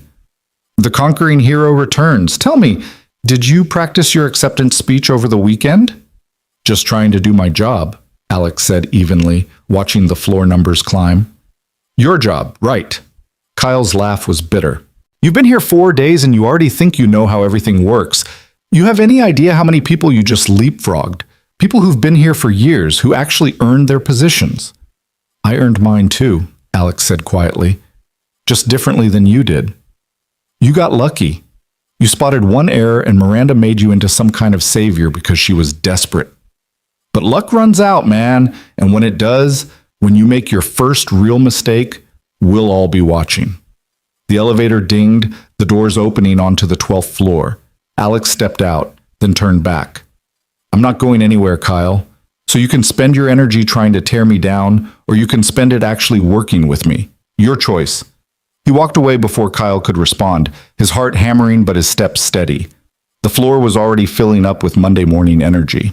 Alex made his way through the maze of cubicles, drawing glances and whispers until he found Miranda's office. The door was open, and she was already at her desk, working through what looked like a mountain of emails. "Mr. Rowan," she said without looking up. "You're early. Good. Have a seat." Alex sat in one of the chairs facing her desk, the same chairs where Drake had sat 3 days ago, while deciding whether to destroy them all. Miranda finished typing something, then turned her full attention to him. "How are you feeling?" she asked. It was such an unexpected question that Alex answered honestly. "Terrified." "Also good. Arrogance gets people killed in this business. Fear keeps you sharp." She pulled out a folder and slid it across the desk. "Your employment contract? Review it carefully. Salary, benefits, stock options, non-compete clauses. Sign it when you're ready." Alex opened the folder with hands that wanted to shake. The first page showed his official title, Lead Data Engineer, Project Atlas. The salary line made his breath catch. $120,000 annually, with performance bonuses that could add another $20,000. Health insurance, dental, vision, 4 weeks paid vacation, a 401k match. It was more than money. It was security. It was the ability to breathe without constant fear of the next emergency destroying them. "This is generous," Alex managed. "It's market rate for someone leading a critical project," Miranda corrected. "Don't undersell yourself, Mr. Rowan. You saved an $18 million contract. You're worth what I'm paying you." Alex signed the contract with a pen Miranda provided, his signature looking small and uncertain next to all the official legal language. "Now for the hard part," Miranda said, taking the signed contract back. "Your team. Currently, Project Atlas has 7 people assigned to it. 6 of them have advanced degrees, 3 to 5 years of experience each, and exactly 0 respect for the person who just became their boss. You need to win them over, or this is going to be a nightmare for everyone involved." "How do I do that?" Alex asked. Miranda smiled, thin and sharp. "Figure it out. You're a smart guy. But I'll give you one piece of advice. Don't try to be their friend. You're their leader now. Earn their respect by being better at the job than they are, not by being likable. She stood up, signaling the meeting was over. Your office is 3 doors down. It's small, but it's yours. Team meeting is at 9. Don't be late. Alex's office turned out to be barely larger than a closet, with a window that looked out over a ventilation shaft and a desk that had definitely seen better decades. But it had a door that closed and a nameplate already mounted outside. Alex Rowan, lead data engineer. He sat in the chair, ergonomic, expensive, nothing like the folding chairs at his old warehouse job, and stared at the nameplate through the glass wall. This was real. This was actually happening. At 8:45, Alex forced himself to stand up and walk to the main conference room where the team meeting was scheduled. He arrived to find 6 people already seated around the table, their conversation dying the moment he walked in. Kyle was there, sitting with his arms crossed and expression closed. Olivia sat at the far end, her designer glasses perched on her nose, looking at him with clinical interest. The other 4 were strangers. 2 women and 2 men, all looking expensive and educated and deeply skeptical. Morning, Alex said, taking the seat at the head of the table because that's where Miranda would expect him to sit, even if it felt presumptuous. I'm Alex Rowan. I know we're in an unusual situation here, so I thought we should talk about how this is going to work. You mean how you're going to work? One of the men said. He was in his late 20s with perfectly styled hair and a shirt that probably cost more than Alex's entire outfit. His nameplate read, Marcus Chen. Because the rest of us have been doing this job just fine until you showed up. Project Atlas wasn't fine, Alex said evenly. It had a critical flaw that went undetected for 18 months. That's why we're here. A flaw that you spotted in 30 seconds, Olivia said, her tone making it clear what she thought of that timeline, which suggests either incredible insight or incredible luck. I'm leaning toward the latter. Think what you want, Alex said. The model is fixed. Samuel Drake's contract is reinstated. We have a job to do, and I need everyone's help to do it well. You need our help, Marcus repeated slowly. But you're the one in charge. How exactly does that work when you have less experience than any of us? When you don't even have the educational background to understand half the technical concepts we work with? Alex felt the familiar burn of shame trying to surface, but he pushed it down. He'd been here before, in different rooms with different people making different versions of the same argument. He was tired of defending his lack of credentials. You're right, he said, and the admission seemed to surprise them. I don't have your degrees. I didn't go to MIT or Stanford. I learned this work on my own time while raising a kid and working night shifts. So yeah, there are probably technical concepts you know better than I do, which is why I'm going to rely on your expertise. He leaned forward, making eye contact with each of them. But I also saw something you missed, and I fixed it in 72 hours while someone on this team was actively sabotaging me. So here's how this is going to work. I'm going to lead this project. You're going to do your jobs. And if you have a problem with my decisions, you bring it to me directly instead of undermining me behind my back. We clear? The silence that followed felt heavy and charged. Kyle was staring at him with barely contained hostility. Marcus looked skeptical. Olivia's expression was unreadable. But one of the women, her nameplate said Jennifer Marsh, nodded slowly. Fair enough, Jennifer said. What's the priority? Alex pulled up the presentation he'd prepared over the weekend, displaying it on the conference room screen. Drake wants weekly progress reports showing that the new model is stable and accurate. That means we need to run continuous validation tests against live data, document any anomalies, and provide transparent reporting on prediction accuracy versus actual outcomes. I've outlined a testing framework that should catch any issues before they become critical. He walked them through the plan, explaining his methodology, fielding questions, pushing back when someone suggested a shortcut that would compromise accuracy. The meeting lasted 90 minutes, and by the end, the hostility in the room hadn't disappeared, but it had shifted into something more manageable. Professional skepticism instead of personal resentment. As people filed out, Jennifer hung back. Can I give you some advice? She asked quietly. Please. Watch Kyle. He's smart and he's ambitious, and he thought he was going to get your position before you showed up. He's not going to let this go. I gathered that, Alex said, but I can't spend all my time worrying about office politics. You should spend some time worrying about it, Jennifer countered, because Kyle has friends in senior management. He's been here long enough to build alliances. And if he decides to make your life hell, he has the connections to do it. She left before Alex could respond, leaving him alone in the conference room with that warning echoing in his head. The next few days fell into a rhythm that was equal parts exhilarating and exhausting. Alex arrived early every morning, staying late every evening, learning the systems and processes that his team took for granted. He sat in on meetings where people used terminology he had to look up later, where discussions referenced projects and initiatives he knew nothing about. Every day felt like being thrown into deep water and told to swim. But slowly, gradually, things started to click.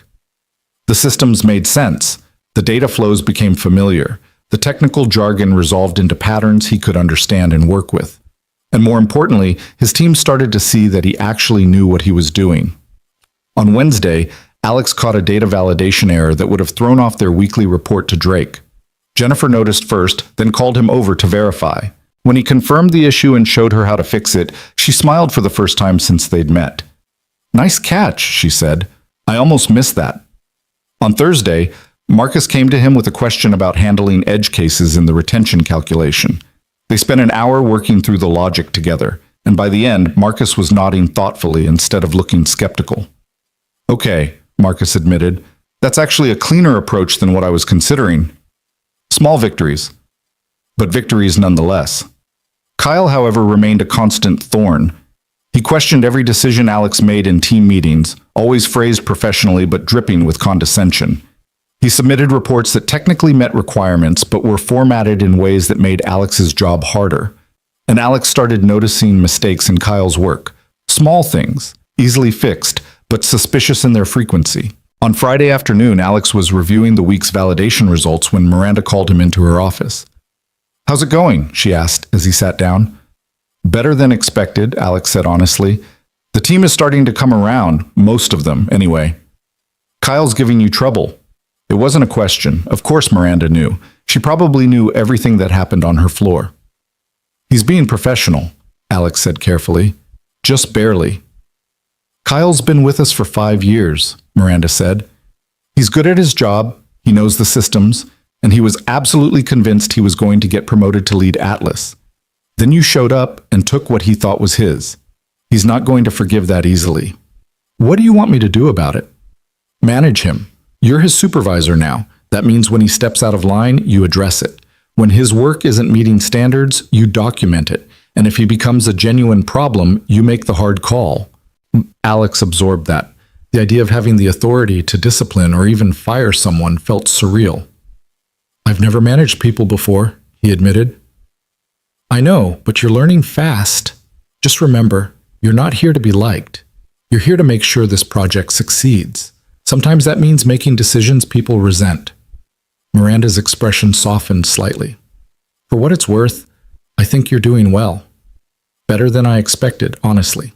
You're not letting the imposter syndrome paralyze you." "I have imposter syndrome constantly," Alex said. "Good. The day you stop questioning yourself is the day you become arrogant enough to miss the next critical error." She dismissed him with a wave. "Go home. Spend the weekend with your daughter. You've earned it." That weekend, Alex kept his promise to Lily. On Saturday morning, they took the subway to the Bronx Zoo. Lily pressed her face against the glass of every exhibit, shrieking with delight at the penguins, asking a million questions about the elephants. Insisting they visit the gift shop where Alex bought her a stuffed giraffe she immediately named Mr. Spots. "This is the best day ever," Lily said as they ate overpriced hot dogs on a bench overlooking the sea lion pool. "Are we rich now, Daddy?" Alex laughed, the sound surprising even himself. "We're not rich, sweetheart, but we're doing better." "Good," Lily said seriously, "because Mr. Carrots needs a friend and Mr. Spots is perfect." They stayed until closing, Lily falling asleep on the subway ride home with her new giraffe clutched tight. Alex carried her up the stairs to their apartment. Still the same one-bedroom with the broken heating, but he'd already started looking at better places, and tucked her into bed. His phone buzzed as he was washing dishes. A text from an unknown number that turned out to be Dr. Patterson. Saw your first week analytics report. Solid work. The team is talking less about your credentials and more about your results. That's progress. JP. Alex smiled at that, feeling some of the constant tension in his shoulders ease. Progress. Not acceptance yet, but progress. Monday of his second week started with an emergency. Alex arrived at 7:30 to find Jennifer already at her desk, looking stressed. We have a problem, she said immediately. The overnight batch process failed. Client retention scores for Drake's account didn't update. He's expecting his Monday morning report in 90 minutes, and we have nothing. Alex felt his stomach drop. This was exactly the kind of crisis that could destroy the fragile trust they'd been building. Show me the logs, he said. They spent the next hour tracing through system logs and error messages, identifying where the batch process had broken. It turned out to be a database timeout. The query was taking too long, hitting resource limits. A problem that had probably existed for weeks, but only became visible now that they were processing more data with the corrected model. We need to optimize this query, Alex said, pulling up the SQL code. And we need to do it in the next hour, or Drake's getting incomplete data. That's not enough time to properly test, Jennifer started. Then we test fast, Alex interrupted. Get Marcus and Olivia. I need their eyes on this. What followed was the most intense hour Alex had experienced since his 72-hour crisis. 4 of them crammed around his desk, rewriting the query, testing it against development data, catching errors, fixing them, testing again. Kyle showed up halfway through, saw what was happening, and actually joined in without being asked. At 8:45, with 15 minutes to spare, they deployed the optimized query to production. It ran in 12 minutes instead of timing out. The retention scores updated. The report generated successfully. Alex sent it to Drake at 8:58, 2 minutes before the deadline. Holy hell, Marcus said, slumping in his chair. That was too close. But we made it, Alex said. He looked around at his team, sweaty, exhausted, but wearing expressions of accomplishment. Good work, everyone, seriously. You too, boss, Jennifer said, and it was the first time anyone had called him that without sarcasm. Even Kyle nodded grudgingly. Nice catch on the query optimization. I wouldn't have thought to restructure it that way. It was the closest thing to a compliment Kyle had given him, and Alex chose to take it as progress. The crisis seemed to shift something in the team dynamic. Over the next week, the skepticism gradually gave way to something more like cautious cooperation. People started coming to Alex with questions instead of going around him. Jennifer invited him to lunch with some of the other team members. Marcus asked his opinion on a technical approach unprompted. Even Olivia thawed slightly, stopping by his office one afternoon to discuss a statistical methodology question that turned into an hour-long conversation about model validation approaches. She still looked at him like a curiosity, but the clinical detachment had been replaced by something resembling professional respect. You know, she said as she was leaving, I didn't think you'd last a week. I was wrong, for what it's worth. It's worth something, Alex said. Thanks. Kyle remained the holdout, professionally civil but personally distant, contributing to the team, but never quite part of it. Alex caught him having quiet conversations with Grant several times, conversations that stopped immediately when Alex appeared. He documented the pattern, but didn't act on it yet. Pick your battles, he reminded himself. 3 weeks in, Drake requested an in-person progress review. Alex spent 2 days preparing the presentation, walking through 3 weeks of validation results, showing consistent prediction accuracy with minimal variance. The new model was performing exactly as promised. Drake arrived on a Friday afternoon with his CFO in tow, the same duo who'd nearly ended the company a month ago. But this time the atmosphere was different, less hostile, more businesslike. Walk me through it, Drake said once they were settled in the conference room. Alex presented for 45 minutes, fielding questions, explaining methodologies, showing raw data when Drake's CFO asked for it. The interrogation was thorough and sometimes harsh, but Alex held his ground. He knew this model inside and out. He'd built it himself, validated every calculation, stress-tested every assumption. When he finished, Drake was silent for a long moment, studying the final slide showing prediction accuracy trending steady at 68%. It's not 91%, Drake said finally. No, sir. But it's honest, and it's stable. You can build strategy on it. Drake turned to his CFO. Your assessment. The CFO, a thin man with gray hair who'd barely spoken during the presentation, flipped through his notes. The methodology is sound, he said. The documentation is transparent. The accuracy claims are verifiable. This is what we should have had from the beginning. He looked at Alex. Good work, Mr. Rowan. Drake nodded slowly, then stood up and extended his hand to Alex. I'm officially satisfied with the remediation, he said. The contract stays active. Weekly reports for the next quarter, then we'll move to monthly. But I want you personally reviewing every report before it comes to me. Understood? Yes, sir, Alex said, shaking his hand. After Drake left, Alex found Miranda waiting outside the conference room. He's satisfied, Alex reported. I heard. Well done. She gestured for him to walk with her. We need to talk about next steps. They ended up in her office, the afternoon sun streaming through the windows, painting everything gold. You've proven yourself on Atlas, Miranda said, but I don't want you stuck managing one project forever. You have broader potential, so here's what I'm proposing. Stay as Atlas lead through the end of the year. Stabilize the system, train your team to operate independently, document everything. Then in January, I want to move you into a new role. What kind of role? Director of Analytics Quality. You'd oversee all our predictive models, not just Atlas. Make sure we never have another duplication error situation. Institute proper review processes, validation frameworks, accuracy standards. Build the quality control function this company should have had from the beginning. Alex stared at her, trying to process what she was offering. Director level, overseeing multiple teams, the kind of role that typically required 10 years of experience and an impressive pedigree. That's a significant promotion, he managed. You've earned a significant promotion, and before you start with the imposter syndrome, let me remind you, you saved this company. You rebuilt a critical system in 3 days. You've managed a skeptical team and turned them into believers. Those aren't lucky breaks. That's capability. Miranda leaned back in her chair. The question is whether you want it, because director level means longer hours, more politics, harder decisions. It means being responsible not just for your work, but for ensuring everyone else's work meets standards. It's not for everyone. Alex thought about Lily, about the promises he'd made to spend more time with her now that money wasn't so tight. He thought about the stress he'd felt over the past month, the constant pressure, the fear of making a mistake that would prove everyone right about him. Then he thought about that moment in the interview room when he'd spotted the error no one else could see, about the 72 hours of hell that had led him here, about the look on Lily's face when he'd taken her to the zoo. He'd fought too hard to get here to stop climbing now. I want it, Alex said. I'll take the role. Miranda smiled, genuine warmth breaking through her usual professional reserve. Then congratulations, Mr. Rowan.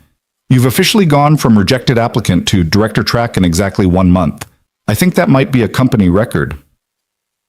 That evening, Alex picked up Lily from preschool and took her to their favorite cheap pizza place, the one with the red plastic booths and the jukebox that still played 80s music. Guess what? He said as they waited for their food. Daddy got more good news at work. More good news? Lily's eyes went wide. Are we super rich now? Alex laughed. Not super rich, but we're going to be okay, sweetheart. Better than okay. Can we get a house? Lily asked suddenly. With a yard? So I can have a swing set? The question hit Alex harder than it should have. A house. Something he'd stopped allowing himself to even dream about years ago.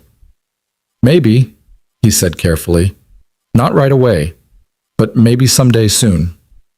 Okay, Lily said, satisfied with that answer in the way only a 5-year-old could be.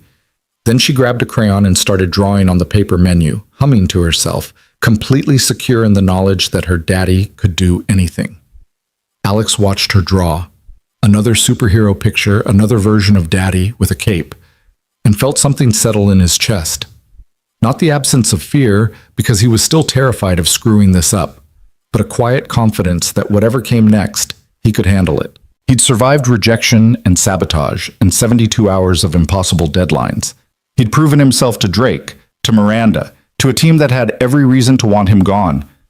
He'd gone from warehouse worker to director track in 4 weeks. The past month had been the hardest of his life, and also the best.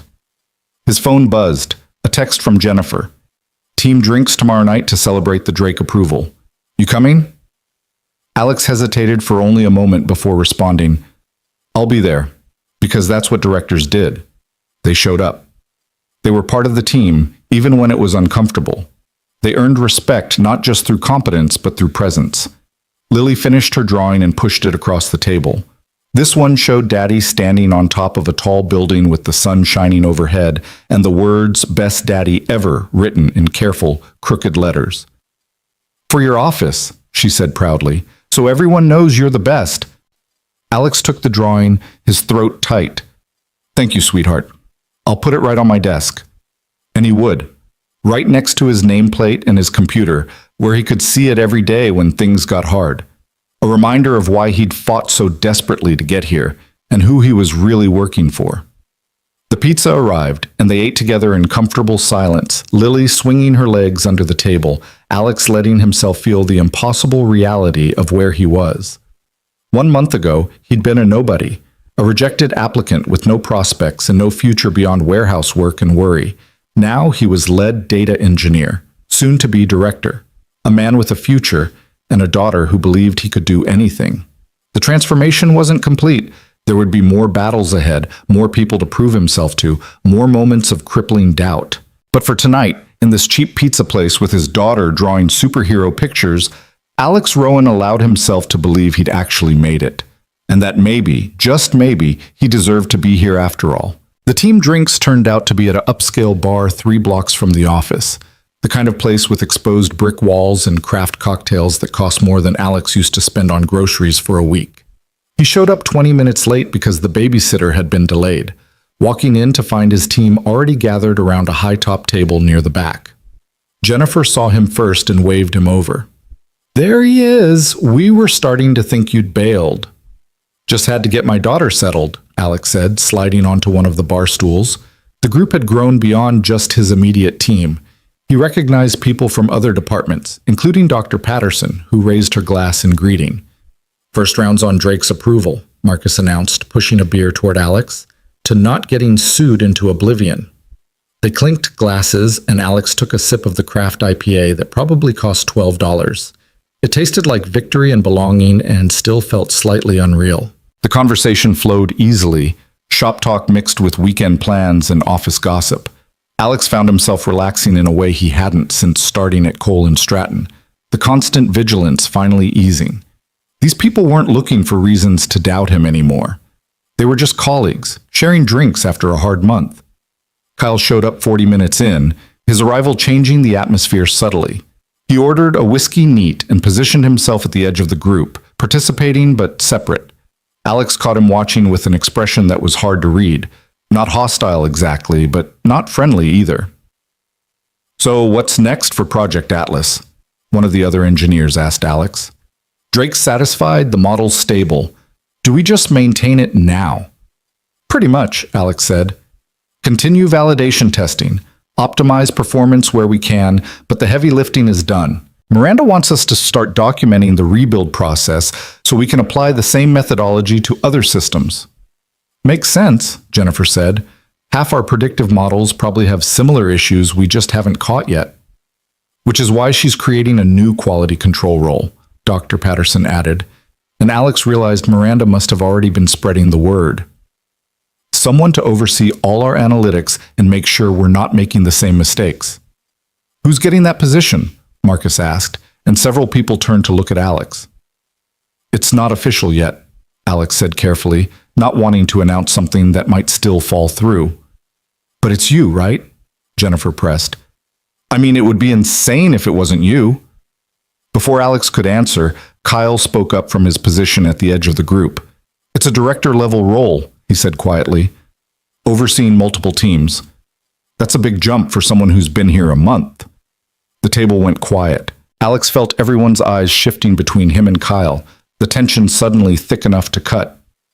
You're right, Alex said evenly. It is a big jump, but the job isn't about time served. It's about making sure we never put out flawed analytics again, and I'm the one who caught the flaw everyone else missed. Once, Kyle said, his voice harder now, you caught one error. That doesn't make you qualified to oversee the entire analytics division. Kyle, Jennifer started, but Alex held up a hand. No, it's fair, he said, setting down his beer and turning to face Kyle directly. You want to say what you've been thinking for a month? Go ahead, clear the air. Kyle's jaw tightened. For a moment, Alex thought he might back down, retreat into professional civility, but whatever he'd been holding back for weeks finally broke through. Fine. You want honesty? I've been here 5 years, 5 years of working nights and weekends, of publishing papers, of building my reputation.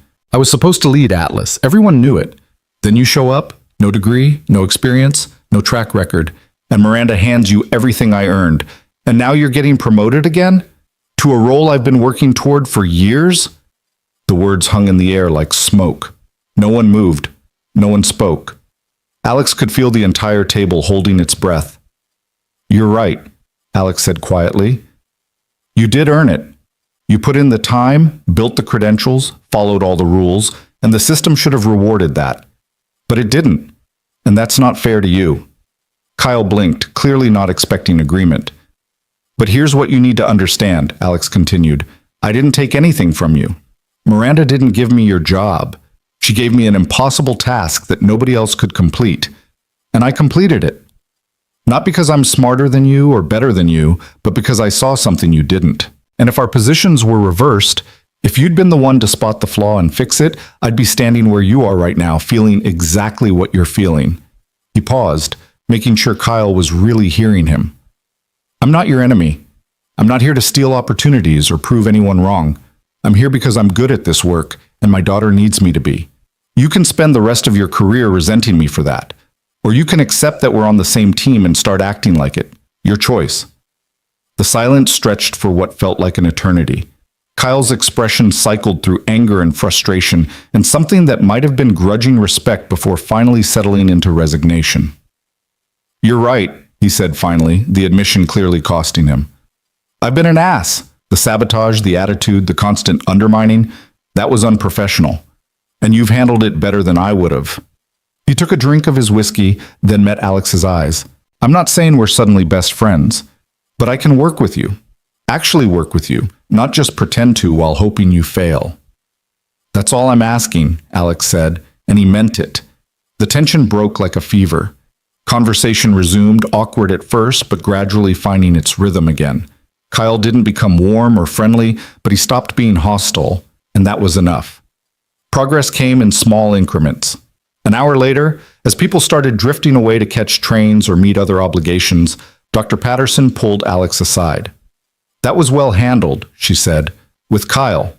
A lot of people would have gotten defensive or made it worse.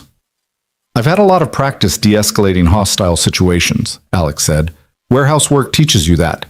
Plus, I understood where he was coming from. The system did screw him. The system screws everyone eventually, Dr. Patterson said. Some people just get screwed in different ways, but you're changing that system now, that director role. You'll have real influence over how this company operates. Use it well.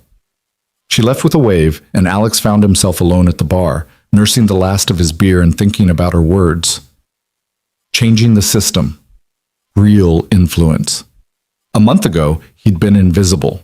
Now people were talking about him shaping company policy. The bartender approached, a young woman with pink hair and impressive tattoo sleeves. Another round? She asked. Just the check, Alex said. He pulled out his wallet, still getting used to the fact that he could afford to pay for drinks without checking his account balance first. The walk to the subway took him past the Cole and Stratton building, lit up against the night sky like a monument. Alex stopped on the sidewalk, looking up at the 12th floor where his office was, where his nameplate hung on the door, where Lily's superhero drawing was taped to his desk. His phone buzzed. A text from Ms. Patterson, the babysitter. Lily's asleep. She asked me to tell you that she's proud of you. Her words, not mine. This kid of yours is something special. Alex smiled at that, his eyes burning slightly. Yeah, she was special. And she was the reason for all of this. Every brutal hour of the past month, every moment of doubt and fear and desperate determination. He'd done it for her. To give her a life where she didn't have to worry about whether they could afford new shoes, where her dreams weren't limited by their bank account.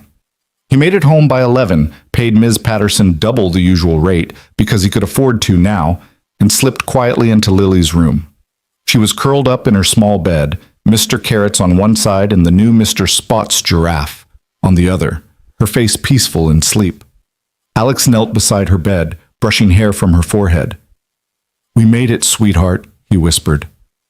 "We actually made it." She didn't wake up, just sighed contentedly and burrowed deeper into her blankets. Alex stayed there for another minute, watching her breathe, before finally forcing himself to get up and go to bed. The next few months blurred together in a pattern of steady progress and incremental victories. Alex continued leading the Atlas team through the end of the year, documenting processes and training team members to operate independently. The relationship with Kyle never became warm, but it became workable. Professional respect, if not friendship. In November, Miranda made his promotion official. Director of Analytics Quality, effective January 1st. The announcement came with a salary bump to $145,000, an actual office with windows that showed the city instead of a ventilation shaft, and the kind of business cards that felt substantial in his hand. Alex stood in his new office on his first day as director, looking out over Manhattan as the morning sun painted everything gold. The view reminded him of that moment 4 months ago when he'd been standing in an interview room being rejected, when his entire future had been measured in how many more years he could survive at the warehouse. Now he had a team of 8 people reporting to him. He had authority over quality standards for every predictive model Cole and Stratton built. He had a voice in strategy meetings where decisions worth millions of dollars were made. The imposter syndrome still hit him sometimes, usually late at night when he was alone with his thoughts. The voice that whispered he didn't belong here, that his lack of credentials would eventually catch up with him, that someone would figure out he was just pretending to know what he was doing. But those moments were getting rarer, because every day brought more evidence that he did belong here, that his insights were valuable, his judgment sound, his leadership effective.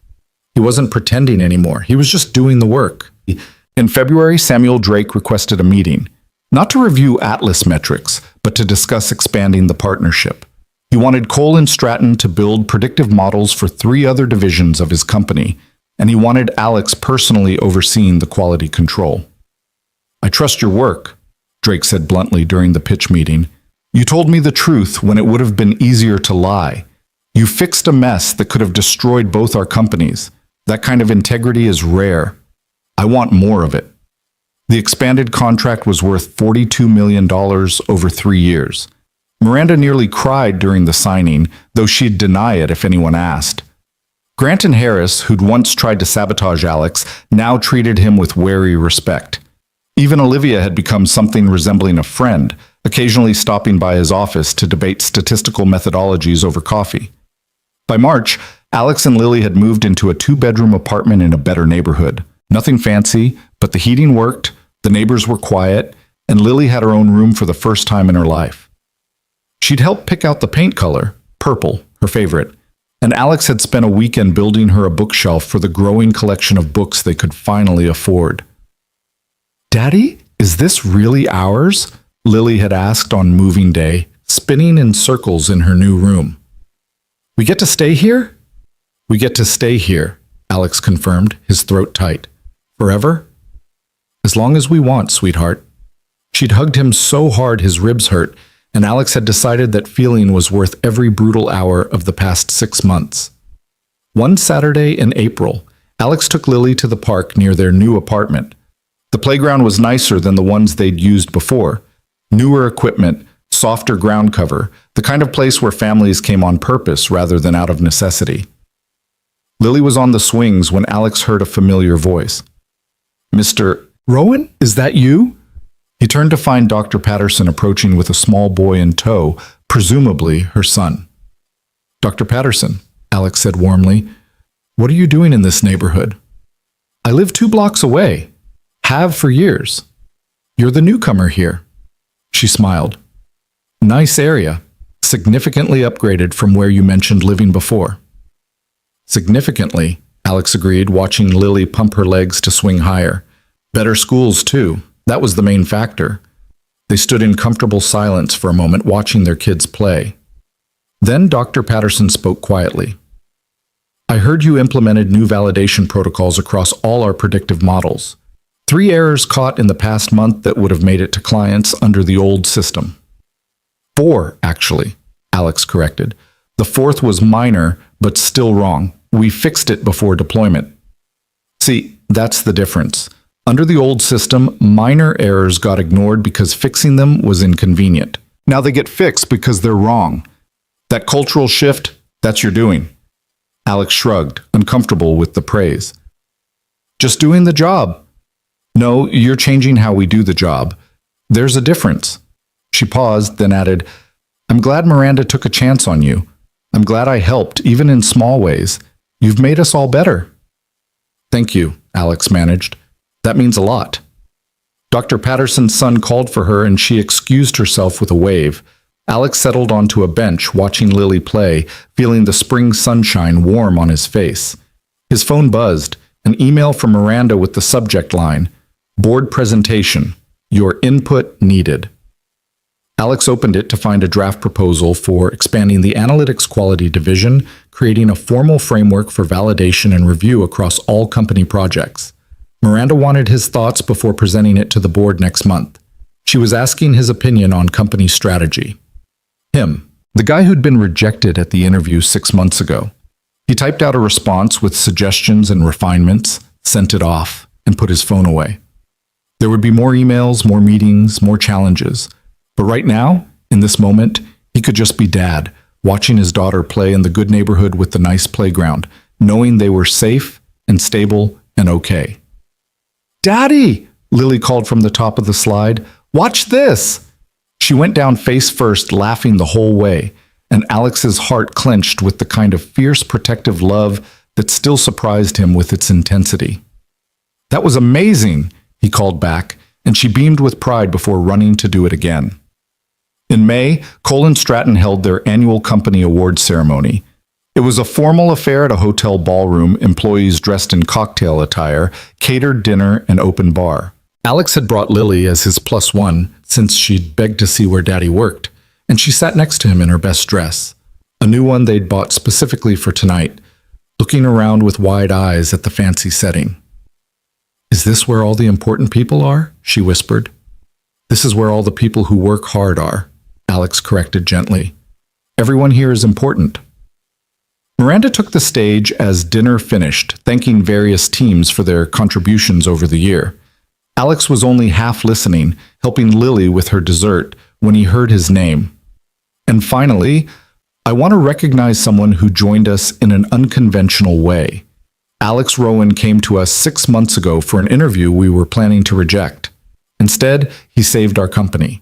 He rebuilt a critical system in 72 hours under conditions that would have broken most people.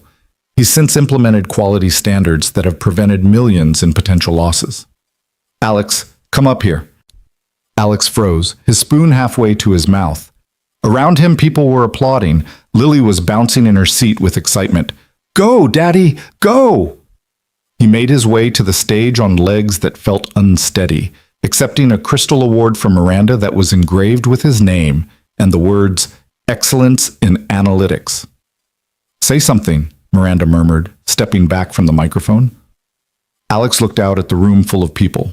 His colleagues now, his team, the company he'd saved and that had saved him in return. He spotted Jennifer and Marcus at a table near the front, both grinning, Dr. Patterson giving him a thumbs up. Even Kyle sitting in the back, nodding with what looked like genuine respect. 6 months ago, Alex said, his voice carrying through the microphone, I was a single dad working night shifts at a warehouse, applying to jobs that never called back. I came here desperate and terrified and convinced I'd be rejected like always. And I was rejected, until the universe gave me a chance to prove that credentials don't define capability. He paused, finding Lily in the crowd. She was standing on her chair now, waving at him. I want to thank Miranda for seeing past what I lacked and focusing on what I could do. I want to thank my team for eventually accepting a leader they had every reason to resent. But mostly, I want to thank my daughter Lily, who believed I was a hero even when I was nobody. She's why I fought so hard. She's why I'm here. The applause when he finished was genuine and sustained. Alex made his way back to his seat, where Lily launched herself at him in a hug that nearly knocked him over. "You won," she said gleefully. "I knew you would." "I didn't win, sweetheart. This isn't a competition." "Yes, it is," Lily said with 5-year-old certainty. "And you won. You're the best." Alex hugged her tight, the crystal award awkward between them, and decided maybe she was right. Maybe he had won, not against anyone else, but against the version of himself who thought this kind of success was impossible for people like him.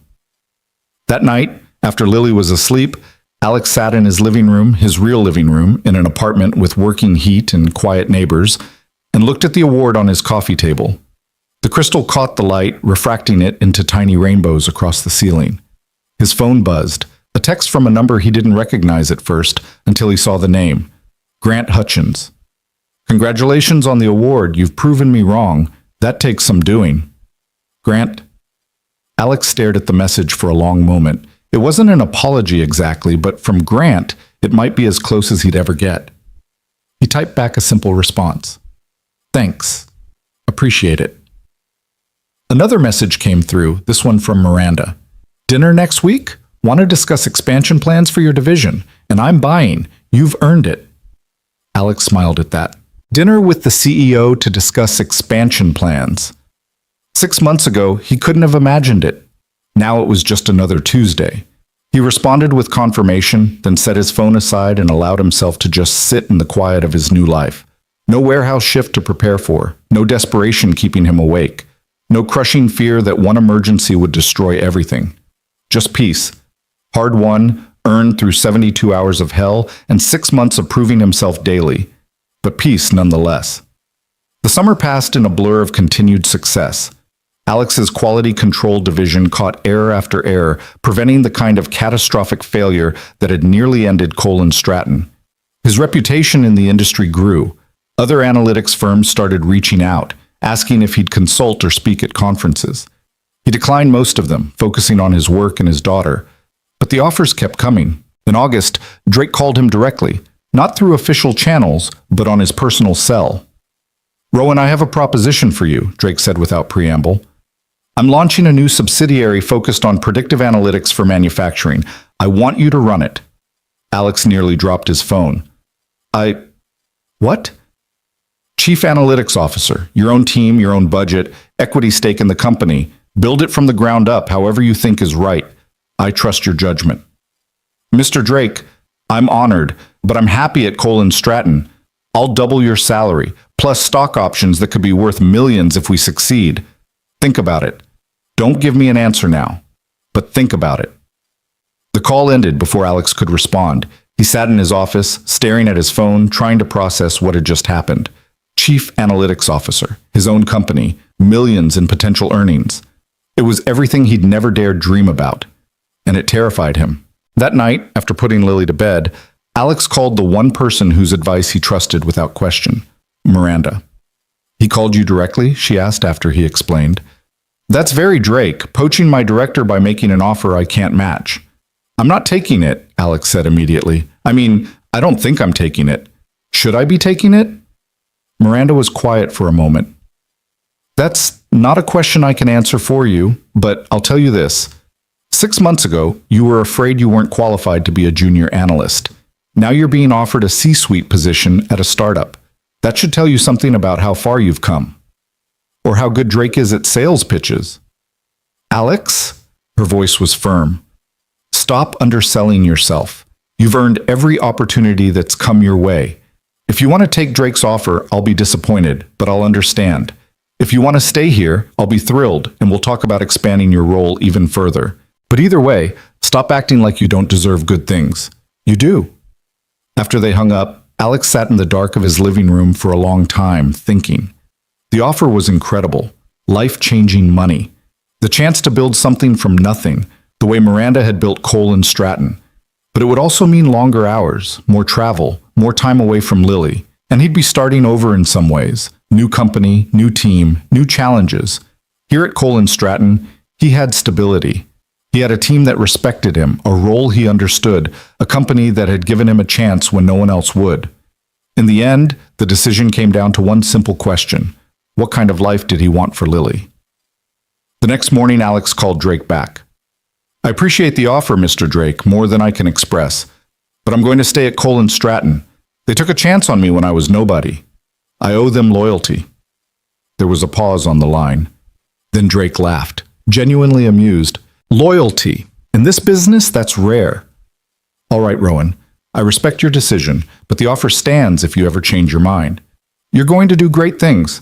I just won't be the one benefiting from them. After that call, Alex went straight to Miranda's office. I'm staying, he told her. I know, Drake called me after you turned him down. He was actually impressed that you chose loyalty over money. She smiled. So let's talk about making sure you don't regret that choice. How do you feel about senior director? Broader scope? Another salary bump? More influence over company strategy? By the time Alex left her office an hour later, he had a new title, $160,000 in annual salary and a seat in strategic planning meetings. He also had something more valuable, confirmation that choosing stability and loyalty over flashy opportunities had been the right call. September brought Lily's first day of first grade. Alex took the morning off to walk her to school, watching her skip ahead with her new backpack, one she'd picked out herself, no longer limited to whatever the donation bin offered. Are you nervous? He asked as they approached the school building. Nope, Lily said confidently. I'm excited. Mrs. Chen says first grade is when real learning happens. You've been doing real learning since you were born, sweetheart. I know, but now it's official real learning. She stopped at the school steps and turned back to him. Daddy, you have to go to work now. I can walk you to your classroom.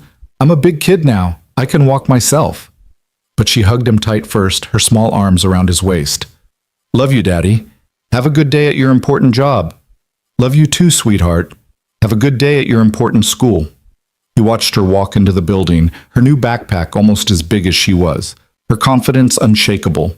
And he realized that this, giving her the security to be confident, to not worry about money or stability, was what everything had been for. The fall continued with steady success.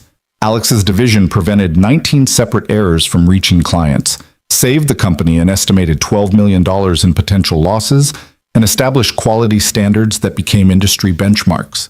He was invited to speak at 3 conferences, published an article in a major analytics journal, and started getting recognized at industry events. You're becoming famous, Jennifer teased after one conference where people kept approaching him for advice. I'm becoming visible, Alex corrected. There's a difference. Is there, though? Because I'm pretty sure you just turned down 2 job offers during lunch. 3, actually, but I like where I am. And he did. The imposter syndrome still surfaced occasionally, but it was manageable now. He'd proven himself too many times to doubt his capabilities. He belonged here. He'd earned his place. In November, Alex took Lily on a trip, their first real vacation. 5 days at Disney World, staying at a resort hotel with a pool and room service and tickets to every park. It cost more than he used to make in 3 months. But watching Lily meet Mickey Mouse, ride Space Mountain 5 times in a row, and eat ice cream for breakfast because vacation rules were different, that was worth every penny. This is the best week of my whole life, Lily announced on their last night, sitting on the balcony watching the fireworks explode over Cinderella's castle. Mine too, sweetheart, Alex said, and meant it. They flew home to New York in early December, Lily clutching a stuffed Minnie Mouse and talking non-stop about everything they'd seen. Alex listened to her chatter with a contentment he'd never felt before. This was what success looked like. Not awards or titles or salary numbers, but the ability to give his daughter experiences she'd remember forever. The Monday after they returned, Miranda called Alex into her office. We need to talk about your future here, she said, gesturing for him to sit. Alex felt a flutter of anxiety. Is something wrong? The opposite. The board is extremely impressed with your work. Your division has become the gold standard for quality control in our industry, so they've asked me to propose something. She pulled out a document and slid it across her desk. Vice President of Analytics Operations. You'd oversee not just quality control, but all analytics project management, resource allocation, strategic planning. It's essentially the number 2 position under me for the entire analytics side of the company. Alex stared at the job description, his brain struggling to process what he was reading. VP, number 2 position. the kind of role that typically required 20 years of experience and an impressive pedigree. Miranda, I've been here less than a year. 11 months, she corrected, in which you've saved the company, rebuilt a critical system, implemented quality standards that prevented millions in losses, built a reputation that has clients specifically requesting you by name, and turned down multiple job offers to stay loyal to us. You've earned this, Alex. Stop acting like you haven't. Can I think about it? Alex asked, his voice barely above a whisper. You have until January to decide. The promotion would be effective February 1st. But Alex? She leaned forward. I hope you say yes. You've already proven you can do this job. Now it's just about accepting that you deserve it. That evening, Alex sat Lily down after dinner for a serious conversation. Sweetheart, I need to talk to you about something important. My boss offered me a big promotion at work. That's good, Lily said immediately. More money for Disney World. Alex smiled despite his nervousness. Maybe, but it would also mean I'd have to work more hours sometimes. I might not always be able to pick you up from school or come to every class event. Lily was quiet for a moment, unusually serious for a 6-year-old. Would you be happy? She asked. Yes, I think I would be. Then do it, Lily said simply. You're always telling me to try hard things even when they're scary. You should try too. The wisdom of children, Alex thought. Sometimes it took a 6-year-old to point out the obvious. You're right, he said. Thank you, sweetheart. You're pretty smart, you know that? I know, Lily said with complete confidence. I get it from you. The next morning, Alex walked into Miranda's office and accepted the promotion. The holiday season arrived with its usual chaos. Cole and Stratton threw a company Christmas party at the same hotel where the award ceremony had been held. And this time, Alex felt like he actually belonged. People sought him out to talk shop, to ask his opinion, to just chat. He was no longer the outsider trying to prove himself. He was part of the fabric of the company. On Christmas morning, Alex woke up to find Lily already awake, sitting by their tree. A real tree this year, not the small plastic one they'd used in the old apartment. Daddy, Santa came! She'd believed in Santa for the first time this year, secure enough in her stability to trust in magic. Alex had spent a fortune on presents, making up for years of having to choose just one small gift. The look on her face as she opened each one was worth more than any salary increase. After the present frenzy, after breakfast and the call to his parents, who still couldn't quite believe what had happened to their son, Alex and Lily settled on the couch together. Did you make a wish? Lily asked, referring to the tradition he'd started where they each made a silent wish on Christmas morning. I did. What was it? Can't tell you. Then it won't come true. That's a birthday candle rule, not a Christmas rule, Lily argued. It's both. But I'll tell you this much. My wish already came true. I'm looking at it. Lily giggled and snuggled closer. That's cheesy, Daddy. I know, but it's true. As they sat there watching the Christmas tree lights twinkle, Alex thought about where he'd been a year ago. Desperate, rejected, convinced his life would never be more than a cycle of warehouse shifts and worry. He'd walked into that interview room expecting another rejection, another door slammed in his face. Instead, the universe had given him one chance, 30 seconds to prove his value, 72 hours to prove his capability, 11 months to prove he belonged.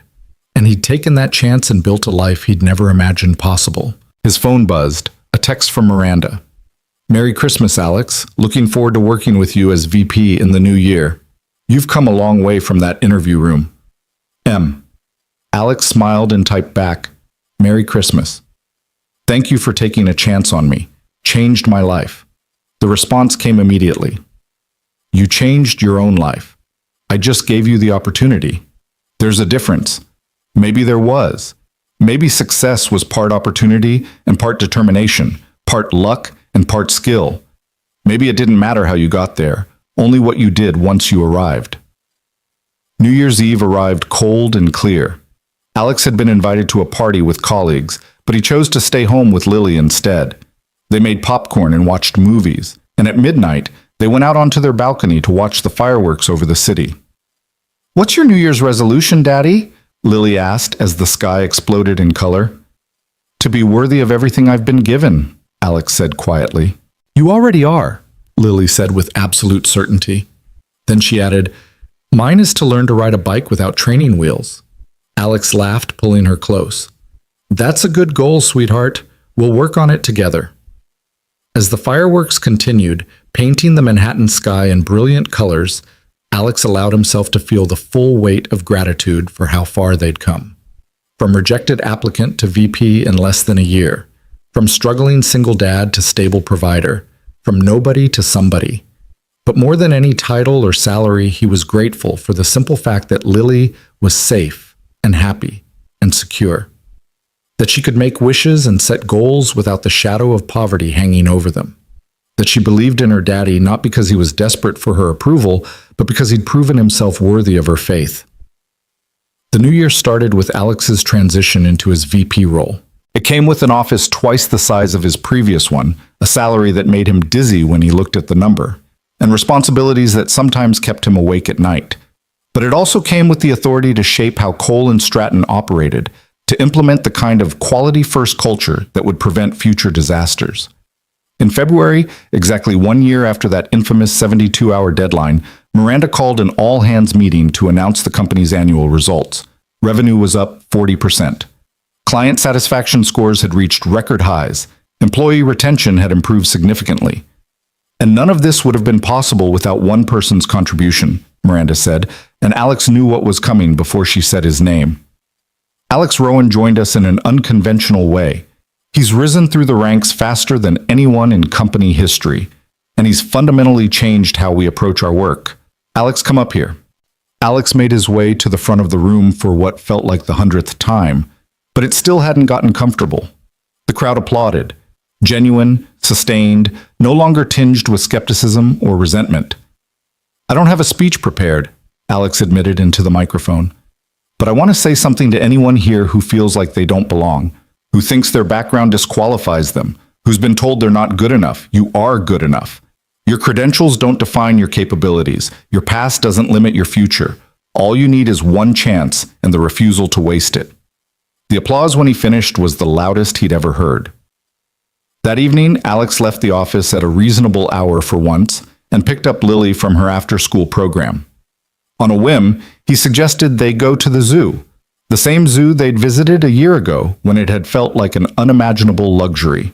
They walked through the exhibits hand in hand, Lily chattering about her day at school, Alex only half listening because he was too busy feeling grateful for this moment, for this life, for the chance he'd been given and the determination that had carried him through. "Daddy, look!" Lily pointed at the penguin exhibit where the birds were diving and playing. "Remember when we came here before and it was the best day ever?" "I remember." "Every day is the best day ever now," Lily said matter-of-factly, "because you're not worried anymore. I can tell." Alex knelt down to her level, struck by her perception. "You're right," he said. "I'm not worried anymore. We're okay now. We're more than okay." "I know," Lily said, hugging him. "We're awesome." They stayed at the zoo until closing, then went to a nice restaurant for dinner. Not the cheap pizza place they used to frequent, but a real restaurant with cloth napkins and a children's menu that didn't just have chicken fingers. Lily ordered pasta and ate like a proper lady, using her napkin and saying please and thank you to the waiter. After dinner, as they walked home through the cooling evening air, Lily looked up at the sky and said, "The stars are pretty tonight." "They are," Alex agreed, though the light pollution of Manhattan made only the brightest visible. "Do you think the stars know how hard you work to get the good job?" Alex smiled at the question, so perfectly innocent and profound in the way only children could manage. "I don't know, sweetheart, but I know you know. And that's what matters." They made it home, and Alex helped Lily with her homework, first-grade math that was actually pretty challenging, then read her 3 bedtime stories instead of the usual one, because why not? They had time now. After she fell asleep, Alex stood in her doorway watching her breathe, Mr. Carrots and Mr. Spots arranged carefully on either side of her pillow. This was what success looked like in its purest form, not awards or titles or salary increases, but the peace of knowing his daughter was safe and loved and could dream without fear. His phone buzzed one last time, An email from Samuel Drake with the subject line, "Congratulations." Alex opened it to find a simple message. "Heard about your VP promotion. Well deserved. You took a company that was failing me and turned it into one I trust completely. That's leadership. Proud to work with you. SD." Alex read the message 3 times, then set his phone aside and allowed himself a moment of pure, unfiltered pride. He'd done it. Against every odd, despite every obstacle, through doubt and sabotage and his own crushing imposter syndrome. He'd done it. The rejected applicant had become vice president. The warehouse worker had become a leader. The struggling single dad had become someone his daughter could be proud of. More than a year had passed since that interview room rejection, since the moment when his life had balanced on a knife's edge between failure and opportunity. A year of proving himself daily, of fighting for every inch of respect, of refusing to accept that his background defined his limits. Now, standing in his daughter's doorway in their safe apartment in the good neighborhood, Alex Rowan understood something fundamental. Potential wasn't granted by degrees or pedigree. It was proven in moments when the world expected you to fail and you succeeded anyway. He'd been nobody. He'd become somebody. And most importantly, he'd shown his daughter that transformation was possible. That was worth more than any salary, any title, any measure of success the world could offer. Alex turned off the light, closed Lily's door gently, and walked to his own room. Tomorrow would bring new challenges, new responsibilities, new opportunities to prove himself. But tonight, he could rest in the knowledge that he and Lily were stepping into a future they deserved. The impossible had become possible. The dream had become reality. And somewhere in the cosmos, maybe the stars really did know how hard he'd worked. But whether they knew or not didn't matter, because Alex Rowan knew, and Lily knew. And that was enough.